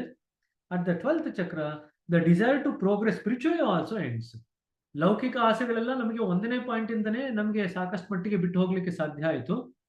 ಕಾಲಕ್ರಮೇಣದಲ್ಲಿ ನಮಗೆ ಲೌಕಿಕ ಆಸೆಗಳೆಲ್ಲ ಕಮ್ಮಿ ಆಗ್ತಾ ಹೋಗಿ ಆಧ್ಯಾತ್ಮಿಕ ಆಸೆಗಳು ಜಾಸ್ತಿ ಆಗ್ತಾ ಹೋಗುತ್ತೆ. ಆಧ್ಯಾತ್ಮಿಕವಾಗಿ ನಾವು ಕೇಂದ್ರಕ್ಕೆ ಹೋಗ್ಬೇಕು ಅಂತ ನಮಗೆ ಆಸೆ ಜಾಸ್ತಿ ಆಗ್ತಾ ಹೋಗುತ್ತೆ. ಆದರೆ 12ನೇ ಬಿಂದುಗೆ ಬಂದಾಗ ಆಧ್ಯಾತ್ಮಿಕತೆಯಲ್ಲಿ ಬೆಳಿಬೇಕು ಅನ್ನೋ ಆಸೆ ಕೂಡ ಈಗ ನಮ್ಮನ್ನು ಬಿಟ್ಟು ಹೋಗುತ್ತೆ. You are in a perfect contentment. ಇಲ್ಲಿ ಬಂದಾಗ ಪರಿಪೂರ್ಣವಾದಂಥ ತೃಪ್ತತೆ ಇಲ್ಲಿ ನಮಗೆ ಅನುಭವಕ್ಕೆ ಬರುತ್ತೆ. Where you want nothing and you need nothing. ಏನೂ ಬೇಡ ಅಂತ ಅನಿಸುತ್ತೆ, ನನಗೆ ಏನೂ ಬೇಕಾಗಿಲ್ಲ ಅಂತ ಅನಿಸುತ್ತೆ. Why should you are safe in the lap of the absolute. ಕೇಂದ್ರದ ಒಡಲಿನಲ್ಲಿ ನಾವು ನೆಲೆ ನಿಂತಿದ್ದೀವಿ, ನಾವು ನಮ್ಮನ್ನು ನಾವು ರೆಸ್ಟ್ ತಗೊಳ್ತಾ ಇದ್ದೀವಿ. ಅಲ್ಲಿ ಕೇಂದ್ರಕ್ಕೆ ಹೋದ್ಮೇಲೆ ನಮ್ಗೆ ಏನ್ ಬೇಕು ಅಂತ ಅನ್ಸುತ್ತೆ, ನಮ್ಗೆ ಏನೂ ಬೇಡ ಅಂತ ಅನ್ಸುತ್ತೆ. Perhaps though you already see the problem. ಇಲ್ಲಿ ಹಾಗಾದ್ರೆ ಒಂದು ರೀತಿಯಾದಂಥ ಹೊಸ ಪ್ರಾಬ್ಲಮ್ನ ನಾವು ಸೃಷ್ಟಿ ಮಾಡ್ಕೊಂಡಂಗೆ ಆಗುತ್ತೆ. ನಮ್ಗೆ ಗೊತ್ತಿಲ್ದಂಗೆನೆ ಅಲ್ಲಿ ಪ್ರಾಬ್ಲಮ್ ಬಂದಿದೆ. ಏನಂತ? ದೋ we have reach the absolute and identify with it completely, we are not it one. ನಾವು ಕೇಂದ್ರದ ಅದೇ ರೂಪನ ನಾವು ಪಡ್ಕೊಂಡಿದ್ದೀವಿ, ಕೇಂದ್ರದ ಮಡಿಲಿನಲ್ಲೇ ಇದ್ದೀವಿ, ಆದರೆ ಕೇಂದ್ರದ ಜೊತೆಗೆ ನಾವಿನ್ನೂ ಒಂದಾಗಿಲ್ಲ, ಐಕ್ಯವಾಗಿಲ್ಲ. We have not merged, so there is a standoff. ಇಲ್ಲಿ ಇವಾಗ ಒಂದು ಸ್ಟ್ಯಾಂಡ್ ಆಫ್ ಇದೆ, ಇದಕ್ಕೂ ಅದಕ್ಕೂ. ಕೇಂದ್ರದವರೆಗೂ ಬಂದಿದ್ದೀವಿ, ಮನೆ ಹತ್ರ ಬಂದಿದ್ದೀವಿ, ಮನೆ ರೂಪನೇ ಪಡ್ಕೊಂಡಿದ್ದೀವಿ, ಎಲ್ಲವೂ ಆಗಿದೆ. ಆದರೆ ಕೇಂದ್ರದ ಜೊತೆಗೆ ನಾವು ನಮ್ಮ ಐಕ್ಯತೆಯನ್ನ ಇನ್ನೂ ನಾವು ಪಡ್ಕೊಂಡಿಲ್ಲ. You are perfectly content. ನಮಗೆ ತೃಪ್ತಿ ಬಂದ್ಬಿಟ್ಟಿದೆ, ಶಾಂತತೆನಲ್ಲಿ ಇದ್ದೀವಿ, ತೃಪ್ತತೆನಲ್ಲಿ ಇದ್ದೀವಿ.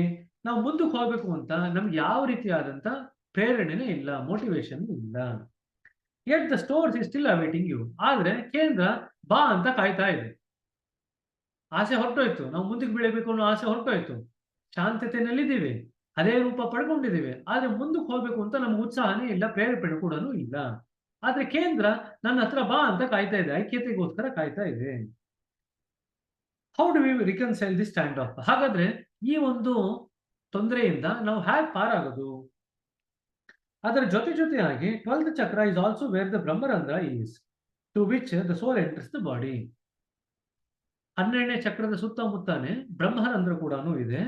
ಆ ಬ್ರಹ್ಮರಂಧ್ರ ಏನು ಅಂದ್ರೆ, ಆತ್ಮ ಯಾವುದರ ಮುಖಾಂತರ ದೇಹವನ್ನು ಪ್ರವೇಶ ಮಾಡುತ್ತೋ ಅದಕ್ಕೆ ನಾವು ಬ್ರಹ್ಮರಂಧ್ರ ಅಂತ ಕರಿತೀವಿ. ಇದು ಕೂಡ 12ನೇ ಚಕ್ರದ ಹತ್ರನೇ ಇದೆ. At the moment of conception the soul arrives and stays close to the expected mother.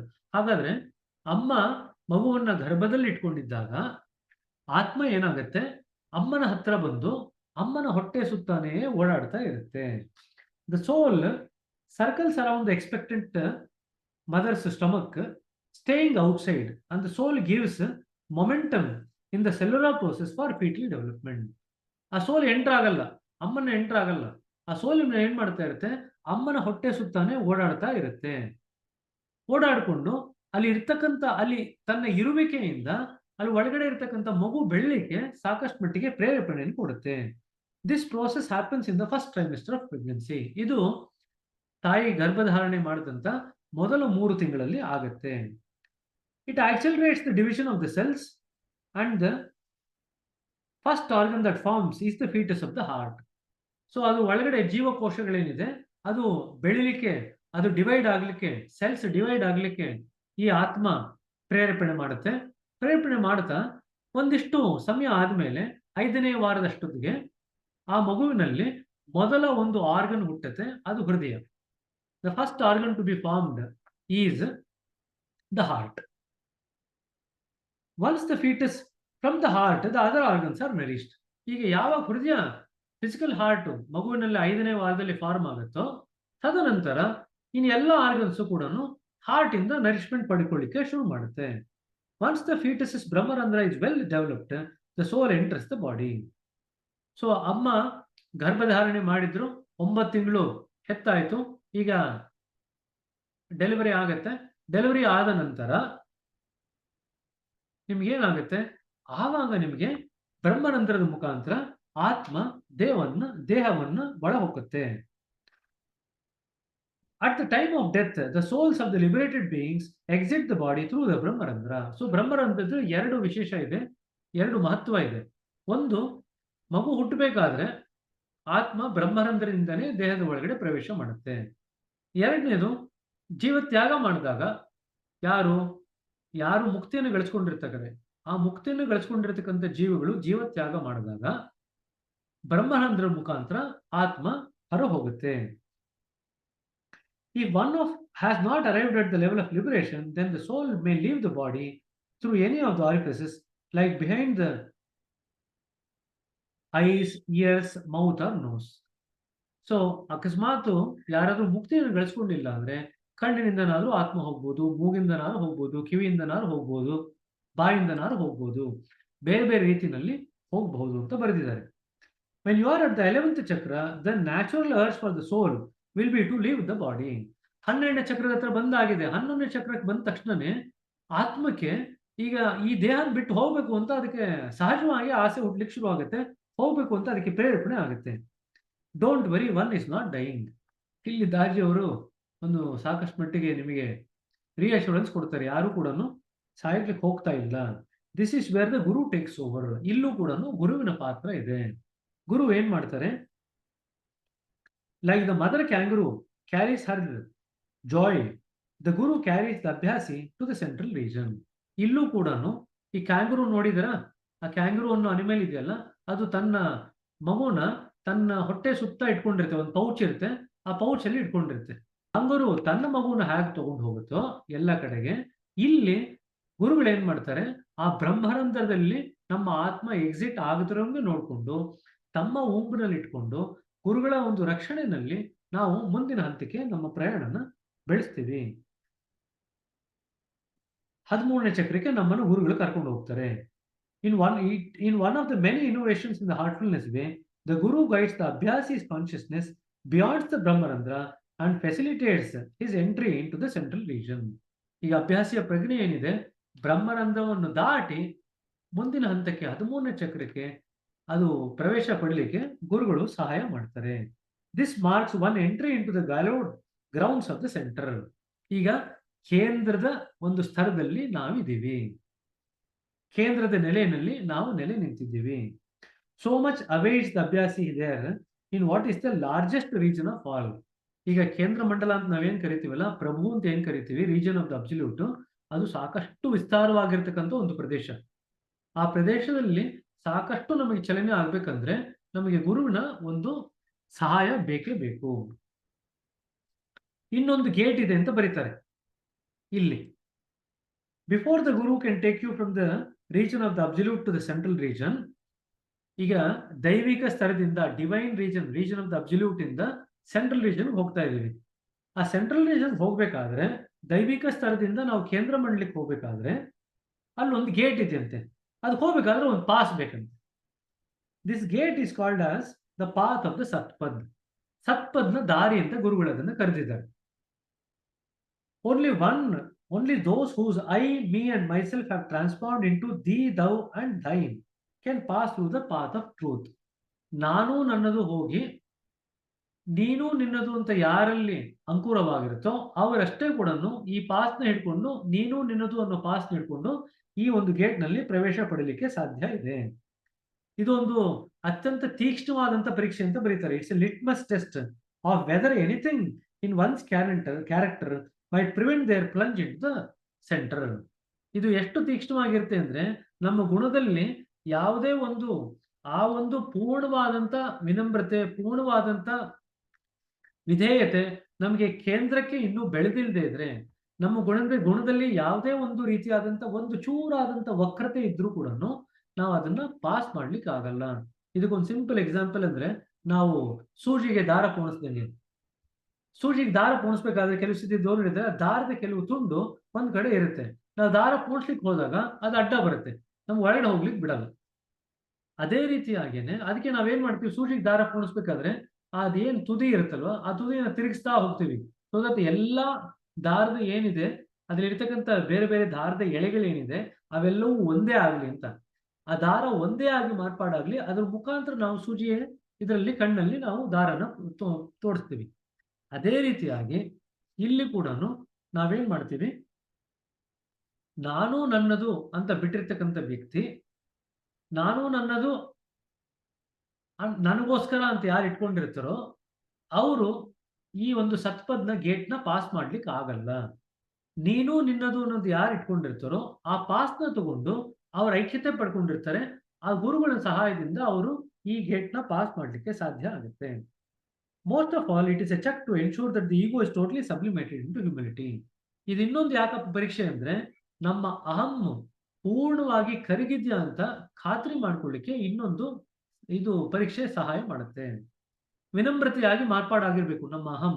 ಅದು ವಿನಮ್ರತೆಯಾಗಿ ಮಾರ್ಪಾಡಾಗಿಲ್ಲ ಅಂದ್ರೆ ನಾವು ಒಳಗಡೆ ಹೋಗ್ಲಿಕ್ಕೆ ಆಗಲ್ಲ. This is not a judgment of your inherent worthiness.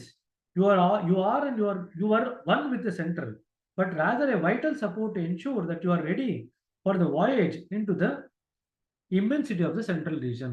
ಇದು ನಿಮಗೆ ಪರೀಕ್ಷೆ ಮಾಡ್ತಿರೋದು ನೀವು ಮೂಲದ ಜೊತೆ ಒಂದಾಗ್ಲಿಕ್ಕೆ ನಿಮಗೆ ಬೇಕಾದಂತ ಎಲ್ಲ ಮಾಪಕ ಇದೆಯಾ ಇಲ್ವಾ ಅಂತ ನೋಡ್ಲಿಕ್ಕೋಸ್ಕರ ಅಲ್ಲ. ನಾವೆಲ್ಲರೂ ಕೂಡ ಕೇಂದ್ರದಿಂದಲೇ ಬಂದಿರತಕ್ಕಂಥವ್ರು, ಕೇಂದ್ರವೇ ನಾವಾಗಿದ್ದವರು. ಹಾಗಿದ್ದಾಗ ಇದು ನಮಗೆ ಪರೀಕ್ಷೆ ಮಾಡ್ತಾ ಇಲ್ಲ. ಆದ್ರೆ ಈಗ ನಾವೇನು ಕೇಂದ್ರ ಮಂಡಲ ಪ್ರವೇಶ ಮಾಡಿದಾಗ ಅಲ್ಲಿ ನಾವು ಪ್ರಯಾಣ ಬೆಳೆಸ್ಬೇಕಲ್ಲ, ಆ ಪ್ರಯಾಣಕ್ಕೆ ಬೆಳೆಸ್ಲಿಕ್ಕೆ ಬೇಕಾದಂತ ಎಲ್ಲ ಸಲಕರಣೆಗಳು ಸಾಧನೆಗಳು ನಮ್ಮಲ್ಲಿ ಇದೆ ಅಂತ ಖಾತ್ರಿ ಪಡಿಸ್ಲಿಕ್ಕೋಸ್ಕರ ಇದನ್ನು ಮಾಡ್ತಾರೆ. ಸೊ ಎರಡು, ನಾನು ನನ್ನದು ಅನ್ನೋದಿತ್ತು ಅಂದ್ರೆ ನಾವು ಒಳಗಡೆ ಹೋಗ್ಲಿಕ್ಕೆ ಆಗಲ್ಲ. ನೀನು ನಿನ್ನದು ಅನ್ನೋದಿರ್ಬೇಕು. ಎರಡನೇದು, ನಮ್ಮ ಈಗೋ ಪೂರ್ತಿ ಸಬ್ಲಿಮೇಟ್ ಆಗಿ ಅಂದ್ರೆ ಪರಿಷ್ಕರಣೆಗೊಂಡು ಸಂಸ್ಕರಣಗೊಂಡು ಅದು ವಿನಮ್ರತೆಯಾಗಿ ಪೂರ್ತಿಯಾಗಿ ಮಾರ್ಪಾಡಾಗಿದ್ರೆ ಮಾತ್ರನೇ ನಾವು ಈ ಸತ್ಪದ್ನ ಗೇಟ್ ಏನಿದೆ ಅದನ್ನ ದಾಟ್ಲಿಕ್ಕೆ ಸಾಧ್ಯ ಆಗುತ್ತೆ. Here some hints to give you the idea of the people who cross the path of the truth. ಈ ಸತ್ಪದ್ನ ದಾಟ್ತಕ್ಕಂಥ ವ್ಯಕ್ತಿಗಳು ಯಾವ ಗುಣಗಳನ್ನು ಹೊಂದಿರ್ತಾರೆ ಅನ್ನೋದಕ್ಕೆ ಕೆಲವು ವಿಚಾರಗಳನ್ನ ದಾಜಿಯವರು ವ್ಯಕ್ತಪಡಿಸಿದ್ದಾರೆ. People who are at this level no longer love. ಅವ್ರು ಯಾರನ್ನೂ ಪ್ರೇಮ ಮಾಡಲ್ವಂತೆ. ಈ ನೆಲೆಯಲ್ಲಿ ಇರ್ತಕ್ಕಂಥವ್ರು ಯಾರನ್ನೂ ಪ್ರೇಮ ಮಾಡಲ್ವಂತೆ. ಅವರು ಪ್ರೇಮದ ಸಾಕಾರ ಮೂರ್ತಿಯಾಗಿ ಮಾರ್ಪಾಡಾಗಿರ್ತಾರೆ. Their love is not a verb anymore. ಪ್ರೀತಿ ಮಾಡಬೇಕು ಅಥವಾ ಪ್ರೇಮ ಮಾಡಬೇಕು ಅನ್ನೋ ಒಂದು ಕ್ರಿಯೆನಲ್ಲಿ ಇರಲ್ಲ. ಅವರು ದೇ ಬಿಕಮ್ ಲವ್. ಅವರು ಪ್ರೇಮದ ಸಾಕಾರ ಮೂರ್ತಿಯಾಗಿ ಮಾರ್ಪಾಡಾಗ್ತಾರೆ. They no longer are humble. ಅವ್ರು ವಿನಮ್ರವಾಗಿರಲ್ಲ, ವಿನಮ್ರತೆಯ ಸಾಕಾರ ರೂಪವಾಗಿ ಮಾರ್ಪಾಡಾಗ್ತಾರೆ. Their heart are filled with childlike innocence. ಇಲ್ಲಿ ಬಂದಾಗ ಆ ಮಗುವಿನ ಮುಗ್ಧತೆ ಅವರಲ್ಲಿ ಎದ್ದು ಕಾಣ್ತಾ ಇರುತ್ತೆ. ಸೊ ಪ್ರೇಮದ ಸಾಕಾರ ಮೂರ್ತಿ, ವಿನಮ್ರತೆಯ ಸಾಕಾರ ಮೂರ್ತಿ, ಮಗುವಿನ ಮುಗ್ಧತೆ, ಎಳೆ ಮಗುವಿನ ಮುಗ್ಧತೆ. ನಾವು ಮಗುವಿನ ಮುಗ್ಧತೆ ನೋಡಿದಾಗ ಅದರಲ್ಲೂ ಹಲವಾರು ಸ್ತರಗಳಿದೆ. ಈಗ ಹುಟ್ಟಿರ್ತಕ್ಕಂಥ ಮಗುವಿನ ಮುಗ್ಧತೆನೇ ಬೇರೆ, 6 ತಿಂಗಳಾಗಿರ್ತಕ್ಕಂಥ ಅಥವಾ 3 ತಿಂಗಳಾಗಿರ್ತಕ್ಕಂಥ ಮಗುವಿನ ಮುಗ್ಧತೆನೇ ಬೇರೆ, 1 ವರ್ಷ ಆಗಿರ್ತಕ್ಕಂಥ ಮಗುವಿನ ಮುಗ್ಧತೆ ಬೇರೆ, 2 ವರ್ಷ ಆಗಿರ್ತಕ್ಕಂಥದ್ದು, 5 ವರ್ಷ ಆಗಿರ್ತಕ್ಕಂಥದ್ದು, 8 ವರ್ಷ ಆಗಿರ್ತಕ್ಕಂಥದ್ದು, 10 ವರ್ಷ, 12 ವರ್ಷ, 15 ವರ್ಷ ಆಗಿರ್ತಕ್ಕಂಥ, 20 ವರ್ಷ ಆಗಿರ್ತಕ್ಕಂಥ ಮಕ್ಕಳ ಮುಗ್ಧತೆನೇ ಬೇರೆ. ನಾವು ಮುಗ್ಧತೆ ಅಂತ ಒಂದು ಪದನ ಉಪಯೋಗಿಸ್ಬಿಡ್ತೀವಿ, ಆದ್ರೆ ಮುಗ್ಧತೆನಲ್ಲೂ ಕೂಡ ಹಲವಾರು ಸ್ತರಗಳಿದೆ. ಸೊ ಹಾಗಾಗಿ ನಾವಿಲ್ಲಿ ಯಾವ ಮುಗ್ಧತೆಯ ಸ್ತರ ಮಾತಾಡ್ತಾ ಇದೀವಿ? ಎಳೆಯ ಮಗುವಿನ ಸ್ತರ. ಈಗ ತಾನೇ ಹುಟ್ಟಿರ್ತಕ್ಕಂಥ ಮಗು ಯಾವ ಸ್ತರದಲ್ಲಿ ಇರುತ್ತಲ್ವಾ ಆ ಒಂದು ಸ್ತರದ ಮುಗ್ಧತೆ. ಕೆಲವೇ ದಿವಸಗಳಾಗಿದೆ ಅಥವಾ ಈಗ ತಾನೇ ಹುಟ್ಟಿದೆ, ಆ ಮಗುವಿನ ಸ್ತರದಲ್ಲಿ ಯಾವ ರೀತಿಯಾದಂತ ಮುಗ್ಧತೆ ಇರುತ್ತೆ, ಆ ಒಂದು ಮುಗ್ಧತೆನ ಈಗ ನಾವು ಈ ವ್ಯಕ್ತಿನಲ್ಲಿ ಯಾರು ಸತ್ಪದ್ನ ದಾಟ್ತಾರಲ್ಲ ಅವರಲ್ಲಿ ನಾವು ನೋಡ್ತೀವಿ. Some people are like candles that gently illuminate everything around them, but are consumed in the process. ಇವರೆಲ್ಲ ಮೇಣದ ಬತ್ತಿ ಇದ್ದಂಗಂತೆ. ಮೇಣದ ಬತ್ತಿ ತನ್ನನ್ನು ತಾನು ಉರಿಸ್ಕೊಳ್ತಾ ಇರುತ್ತೆ, ಆದ್ರೆ ಸುತ್ತ ಇಲ್ಲವರು ಎಲ್ರಿಗೂ ಕೂಡ ಬೆಳ್ಕೊಡ್ತಾ ಇರುತ್ತೆ, ಆದ್ರೆ ತಾನೇ ಕರಗಿ ಹೋಗುತ್ತೆ. ಈ ತರದ ವ್ಯಕ್ತಿಗಳು ಕೂಡ ಅದೇ ರೀತಿಯಾಗಿ ತಮ್ಮನ್ನು ತಾವು ಉರಿಸ್ಕೊಳ್ತಾ ಇರ್ತಾರೆ, ಆದ್ರೆ ತಾವೇ ಕರಗಿ ಹೋಗ್ತಾರೆ. To you their actions will seem like a sacrifice, but to them it is just how they are. ಅವ್ರು ಮಾಡ್ತಕ್ಕಂಥ ಕೆಲಸಗಳು ನಮಗೆ ತ್ಯಾಗ ಅಂತ ನಮ್ಗೆ ಕಾಣುತ್ತೆ, ಆದ್ರೆ ಅವರ ಸ್ವಭಾವನೇ ಅದು. ಅವರೇನು ತ್ಯಾಗ ಮಾಡ್ತಿದೆ ಅಂತ ತ್ಯಾಗ ಮಾಡಲ್ಲ, ಅವ್ರ ಸ್ವಭಾವನೇ ಅದು. Such people have achieved what they need to achieve in their lives. ಈ ಜೀವನದಲ್ಲಿ ಏನ್ ಸಾಧನೆ ಮಾಡಬೇಕಿತ್ತು ಅದನ್ನು ಅವರು ಆಲ್ರೆಡಿ ಸಾಧನೆ ಮಾಡಿಕೊಂಡಿದ್ದಾರೆ. Their inner transformation is complete. ಆಂತರಿಕವಾಗಿ ಅವ್ರು ಏನು ಬದಲಾವಣೆ ಆಗ್ಬೇಕಿತ್ತು ಅದು ಸಂಪೂರ್ಣಗೊಂಡಿದೆ. Love is there only discipline. ಈ ಸ್ತರಕ್ಕೆ ಬಂದಾಗ ಎಲ್ಲರನ್ನೂ ಪ್ರೇಮ ದೃಷ್ಟಿಯಿಂದ ನೋಡ್ತಕ್ಕಂಥದ್ದಷ್ಟೇನೆ ಅವರು ಮಾಡ್ತಕ್ಕಂಥದ್ದು. Like the sun that shines for one and all, Like the flower that releases its fragrance for everyone that the breeze carries, such individuals embody love. ಹಾಗೆ ಸೂರ್ಯ ಎಲ್ರಿಗೂ ಸಹ ತನ್ನ ಕಿರಣಗಳನ್ನು ಕೊಡ್ತಾನೆ, ಬೆಳಕನ್ನು ಕೊಡ್ತಾನೆ. ಅದೇ ರೀತಿಯಾಗಿ ಒಂದು ಅರಳಿರ್ತಕ್ಕಂಥ ಹೂವು ತನ್ನ ಸುವಾಸನ ಎಲ್ಲ ಕಡೆನೂ ಹರಿಬಿಡುತ್ತೆ. ಅದೇ ರೀತಿಯಾಗಿ ಈ ವ್ಯಕ್ತಿಗಳು ಪ್ರೇಮನ ಎಲ್ಲೆಡೆಗೆ ಹರಿಬಿಡ್ತಾರೆ. In the company of such people we forget our worries and are lifted to a state of bliss. ಅವರ ಜೊತೆಯಲ್ಲಿ ನಾವು ಒಡನಾಟ ಮಾಡಿದಾಗ, ಅವರ ಜೊತೆಯಲ್ಲಿ ನಾವು ಇದ್ದಾಗ ಆನಂದದಲ್ಲಿ ನಾವು ನಮ್ಮನ್ನು ನಾವು ತೇಲಾಡ್ಕೊಳ್ತಾ ಇರ್ತೀವಿ, ಮೈ ಮರೆತಿರ್ತೀವಿ. The path of truth is wide open for such a heart and the guru joyfully carries such a beautiful flower into the celestial garden fields. ಈ ರೀತಿಯಾದಂಥ ಪರಿಶುದ್ಧತೆ ಬಂದಿರತಕ್ಕಂಥ ಒಂದು ಹೃದಯ ಏನಿದೆ, ಇಂಥ ಒಂದು ಹೃದಯನ ಗುರುಗಳು ಅರಳಿರ್ತಕ್ಕಂಥ ಹೂವಾಗಿ ಸೆಲೆಸ್ಟಿಯಲ್ ಗಾರ್ಡನ್ಸ್, ದೈವಿಕ ಸ್ತರದ ಉದ್ಯಾನವನ ಅಂತೆ, ಆ ದೈವಿಕ ಸ್ತರವಾದಂಥ ಉದ್ಯಾನವನಕ್ಕೆ ಗುರುಗಳು ಈ ಹೂವನ್ನ ತಾವು ಕ್ಯಾರಿ ಮಾಡ್ಕೊಂಡು ಹೋಗ್ತಾರೆ, ತಗೊಂಡು ಹೋಗ್ತಾರೆ. ಯಾವುದ್ರ ಮುಖಾಂತರ? ಆ ಸತ್ಪದ್ ಅನ್ನೋ ಗೇಟ್ ಇದೆಯಲ್ಲ, ಆ ಗೇಟ್ನ ದಾಟಿಸ್ಕೊಂಡು ಮುಂದಕ್ಕೆ ಕರ್ಕೊಂಡು ಹೋಗ್ತಾರೆ.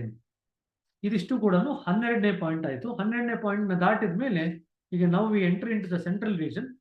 ಅದಾದ ಮೇಲೆ 13ನೇ ಚಕ್ರ ಬರುತ್ತೆ. ಸೊ ಇಲ್ಲಿಗೆ ಇವತ್ತಿನ ಚರ್ಚೆ ಏನಿದೆ ಇಲ್ಲಿಗೆ ನಾನು ನಿಲ್ಲಿಸ್ತೀನಿ. ಏನಾದರೂ ಪ್ರಶ್ನೆಗಳಿತ್ತು ಅಂದರೆ ಕೇಳಬಹುದು. ಇನ್ನು 5 ನಿಮಿಷ ಇದೆ, 6:53ಕ್ಕೆ ಮುಗಿಸಿದೀವಿ. ಸೊ 11ನೇ ಚಕ್ರ ಮತ್ತು 12ನೇ ಚಕ್ರ ಎರಡು ಸಣ್ಣ ಸಣ್ಣ ಚಾಪ್ಟರ್ಸ್. ಬಟ್ ಆದರೆ ಅಲ್ಲಿ ನಮ್ಗೆ ಏನು ಬೇಕು ಅಂತ ಬರೆದಿದ್ದಾರೆ. 12ನೇ ಚಕ್ರದಲ್ಲಿ ಮತ್ತೊಮ್ಮೆ ಅದನ್ನೇನಾದ್ರು ರಿವೈಸ್ ಮಾಡೋದಾಯ್ತು ಅಂದರೆ ಅಲ್ಲಿರ್ತಕ್ಕಂಥ ಮೂಲ ಫೀಲಿಂಗ್ ಅಂದರೆ ನೆಲೆ ನಿಲ್ಲುವಿಕೆಯ ಫೀಲಿಂಗ್. ಏನಾಗುತ್ತೆ ಅಂದರೆ, ಹಾಗೆ 2 ಎಕ್ಸಾಂಪಲ್ಸ್ ತಗೋಬಹುದು. ಬೇರೆ ಬೇರೆ ಚಕ್ರಗಳಿಂದ ಬರ್ತಿರ್ತಕ್ಕಂಥ ನದಿಯ ಧಾರೆ, ಗುಣ ವಿಶೇಷತೆಗಳನ್ನು ಹೊಂದಿರತಕ್ಕಂಥ ನದಿಯ ಧಾರೆ ಎಲ್ಲವೂ ಬಂದು 12ನೇ ಚಕ್ರದಲ್ಲಿ ಐಕ್ಯವಾಗುತ್ತೆ.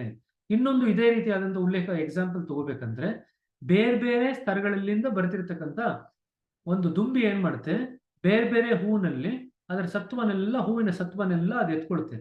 ಎತ್ಕೊಂಡು ತಗೊಂಬಂದು ಆ ದುಂಬಿ ಏನದ ಆ ಸತ್ವನೆಲ್ಲ ಜೇನನ್ನಾಗಿ ಮಾರ್ಪಾಡು ಮಾಡುತ್ತೆ.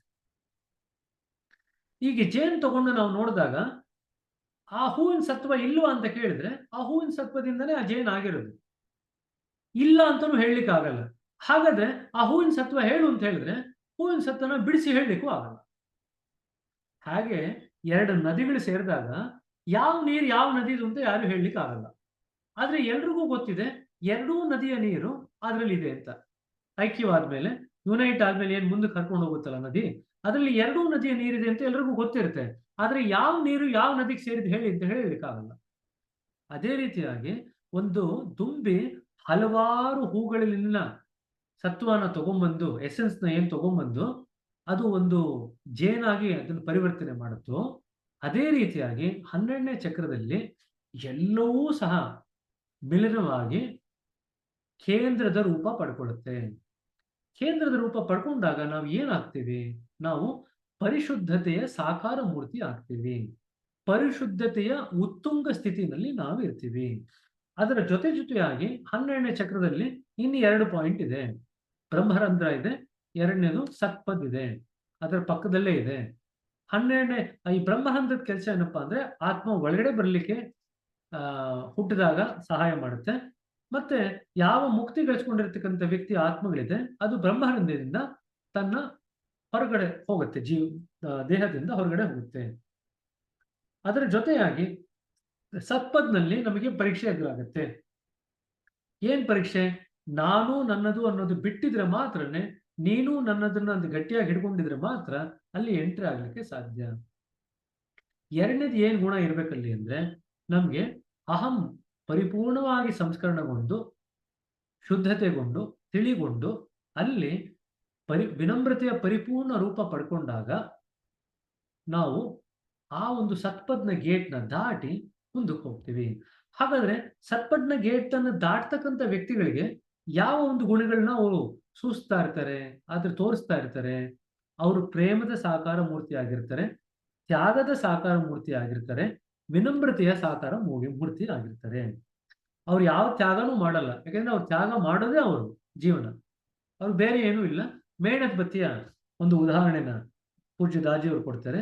ಇಲ್ಲಿ ಪ್ರೇಮ ತನ್ನ ಮೂಲ ಅಸ್ತಿತ್ವದ ಪ್ರೇಮ ಏನಿದೆಯಲ್ಲ ಆ ಒಂದು ರೂಪನ ಪಡ್ಕೊಳ್ಳುತ್ತೆ. ಪ್ರೇಮ ಕೂಡ ನಾವು ಥರ್ಡ್ ಪಾಯಿಂಟ್ ಅಲ್ಲಿ ಲವ್ ಬರುತ್ತೆ ಅಂತ ಹೇಳ್ತೀವಿ. ಥರ್ಡ್ ಪಾಯಿಂಟ್ ಅಲ್ಲಿ ಲವ್ ಬಂದ್ಮೇಲೆ ಮತ್ತೆ 8ನೇ ಪಾಯಿಂಟ್ ಅಲ್ಲಿ ಮತ್ತೆ ಲವ್ ಬರುತ್ತೆ. ಮತ್ತೆ 13ನೇ ಪಾಯಿಂಟ್ ಹತ್ರ ನಾವು ಬೆಳೀತಿದ್ದಂಗೆ 12ನೇ ಪಾಯಿಂಟ್ ಅಲ್ಲಿ ಲವ್ ಬರುತ್ತೆ. ಹಾಗಾದ್ರೆ ಏನ್ ವ್ಯತ್ಯಾಸಗಳು? 3ನೇ ಪಾಯಿಂಟ್ ಅಲ್ಲಿ ಇರ್ತಕ್ಕಂಥ ಲವ್ ಅದು ಆಧ್ಯಾತ್ಮಿಕತೆಯೆಡೆಗೆ ನಮ್ಮ ಪ್ರಗತಿನ, ನಮ್ಮ ಮನಸ್ಸನ್ನ ತಿರುಗಿಸುತ್ತೆ. ಆ ಪ್ರೇಮ ಆಧ್ಯಾತ್ಮಿಕತೆ ಕಡೆಗೆ ನಮ್ಮ ಮನಸ್ಸು ಅಂಟ್ಕೊಳ್ಳಿಕ್ಕೆ ಅದು ಪ್ರೇರೇಪಣೆ ಮಾಡುತ್ತೆ. ಕಾಲಾನಂತರದಲ್ಲಿ ಇನ್ನು ಕಾಲಕ್ರಮೇಣದಲ್ಲಿ ಮುಂದಿಗೆ ಆ ಪ್ರೇಮ ಮುಂದಕ್ಕೆ ಬೆಳೀತಾ ಬೆಳೀತಾ ಹೋಗ್ತಿದ್ದಂಗೆನೆ ಸಾರ್ವತ್ರಿಕವಾದಂತ ಒಂದು ಗುಣ ತಗೊಳುತ್ತೆ. ಇಲ್ಲಿ ವೈಯಕ್ತಿಕವಾದಂತ ಗುಣ ಇರುತ್ತೆ ಪಿಂಡ ಪ್ರದೇಶದಲ್ಲಿ. ಮೇಲ್ಗಡೆ ಬಂದಾಗ ಯೂನಿವರ್ಸಲ್ ಆಸ್ಪೆಕ್ಟ್ ಬರುತ್ತೆ ಲವ್ಗೆ. ಇನ್ನೂ ಮುಂದಕ್ಕೆ ಹೋದಾಗ ಅವ್ರು ಲವ್ ಮಾಡ್ತಿದ್ದೀನಿ ಅಂತ ಯಾರನ್ನೂ ಲವ್ ಮಾಡಲ್ಲ. ಲವ್ನ ಪ್ರತಿರೂಪ ಅವರು, ಪ್ರೇಮದ ಪ್ರತಿರೂಪ. ಹಾಗಾಗಿ ತಾವು ಪ್ರೇಮ ಮಾಡ್ತಿದ್ದೀನಿ ಅಂತ ಕೂಡ ಅವ್ರಿಗೇನು ಗೊತ್ತಿರಲ್ಲ. ಆದ್ರೆ ಎಲ್ಲರ ಬಗ್ಗೆ ಅವರಲ್ಲಿ ಪ್ರೇಮ ಇರುತ್ತೆ. ತನ್ನ ಮತ್ತು ಬೇರೆಯವರ ನಡುವೆ ಇರ್ತಕ್ಕಂಥ ಏನು ಭೇದ ಭಾವ ಎಲ್ಲವೂ ಕೂಡ ಈಗ ಮರೆ ಮ್ಯಾಚ್ ಆಗಿರುತ್ತೆ. ಎಲ್ಲರನ್ನೂ ಸಹ ಅವರು ಆತ್ಮದ ಸ್ತರದಿಂದ ಅವರು ನೋಡ್ಲಿಕ್ಕೆ ಸಾಧ್ಯ ಆಗುತ್ತೆ. ಕೇಂದ್ರದ ಸ್ತರದಿಂದ ನೋಡ್ಲಿಕ್ಕೆ ಅವರಿಗೆ ಸಾಧ್ಯ ಆಗುತ್ತೆ. ಇದು 12ನೇ ಪಾಯಿಂಟ್ ಮುಗಿಯುವಷ್ಟರಲ್ಲಿ ಆಗ್ತಕ್ಕಂಥ ಬದಲಾವಣೆಗಳು. ಇದಾದ ನಂತರ ಈಗ 12ನೇ ಪಾಯಿಂಟ್ನ ದಾಟಿದ ಮೇಲೆ ನಾವೀಗ ಕೇಂದ್ರ ಮಂಡಲಕ್ಕೆ ಹೋಗ್ತೀವಿ. ಕೇಂದ್ರ ಮಂಡಲದಲ್ಲಿ ಏನೇನೆಲ್ಲ ಆಗತ್ತೆ ಅಂತ ನಾವು ಮುಂದಿನ ತರಗತಿನಲ್ಲಿ ಇದನ್ನ ಚರ್ಚೆ ಮಾಡೋಣ.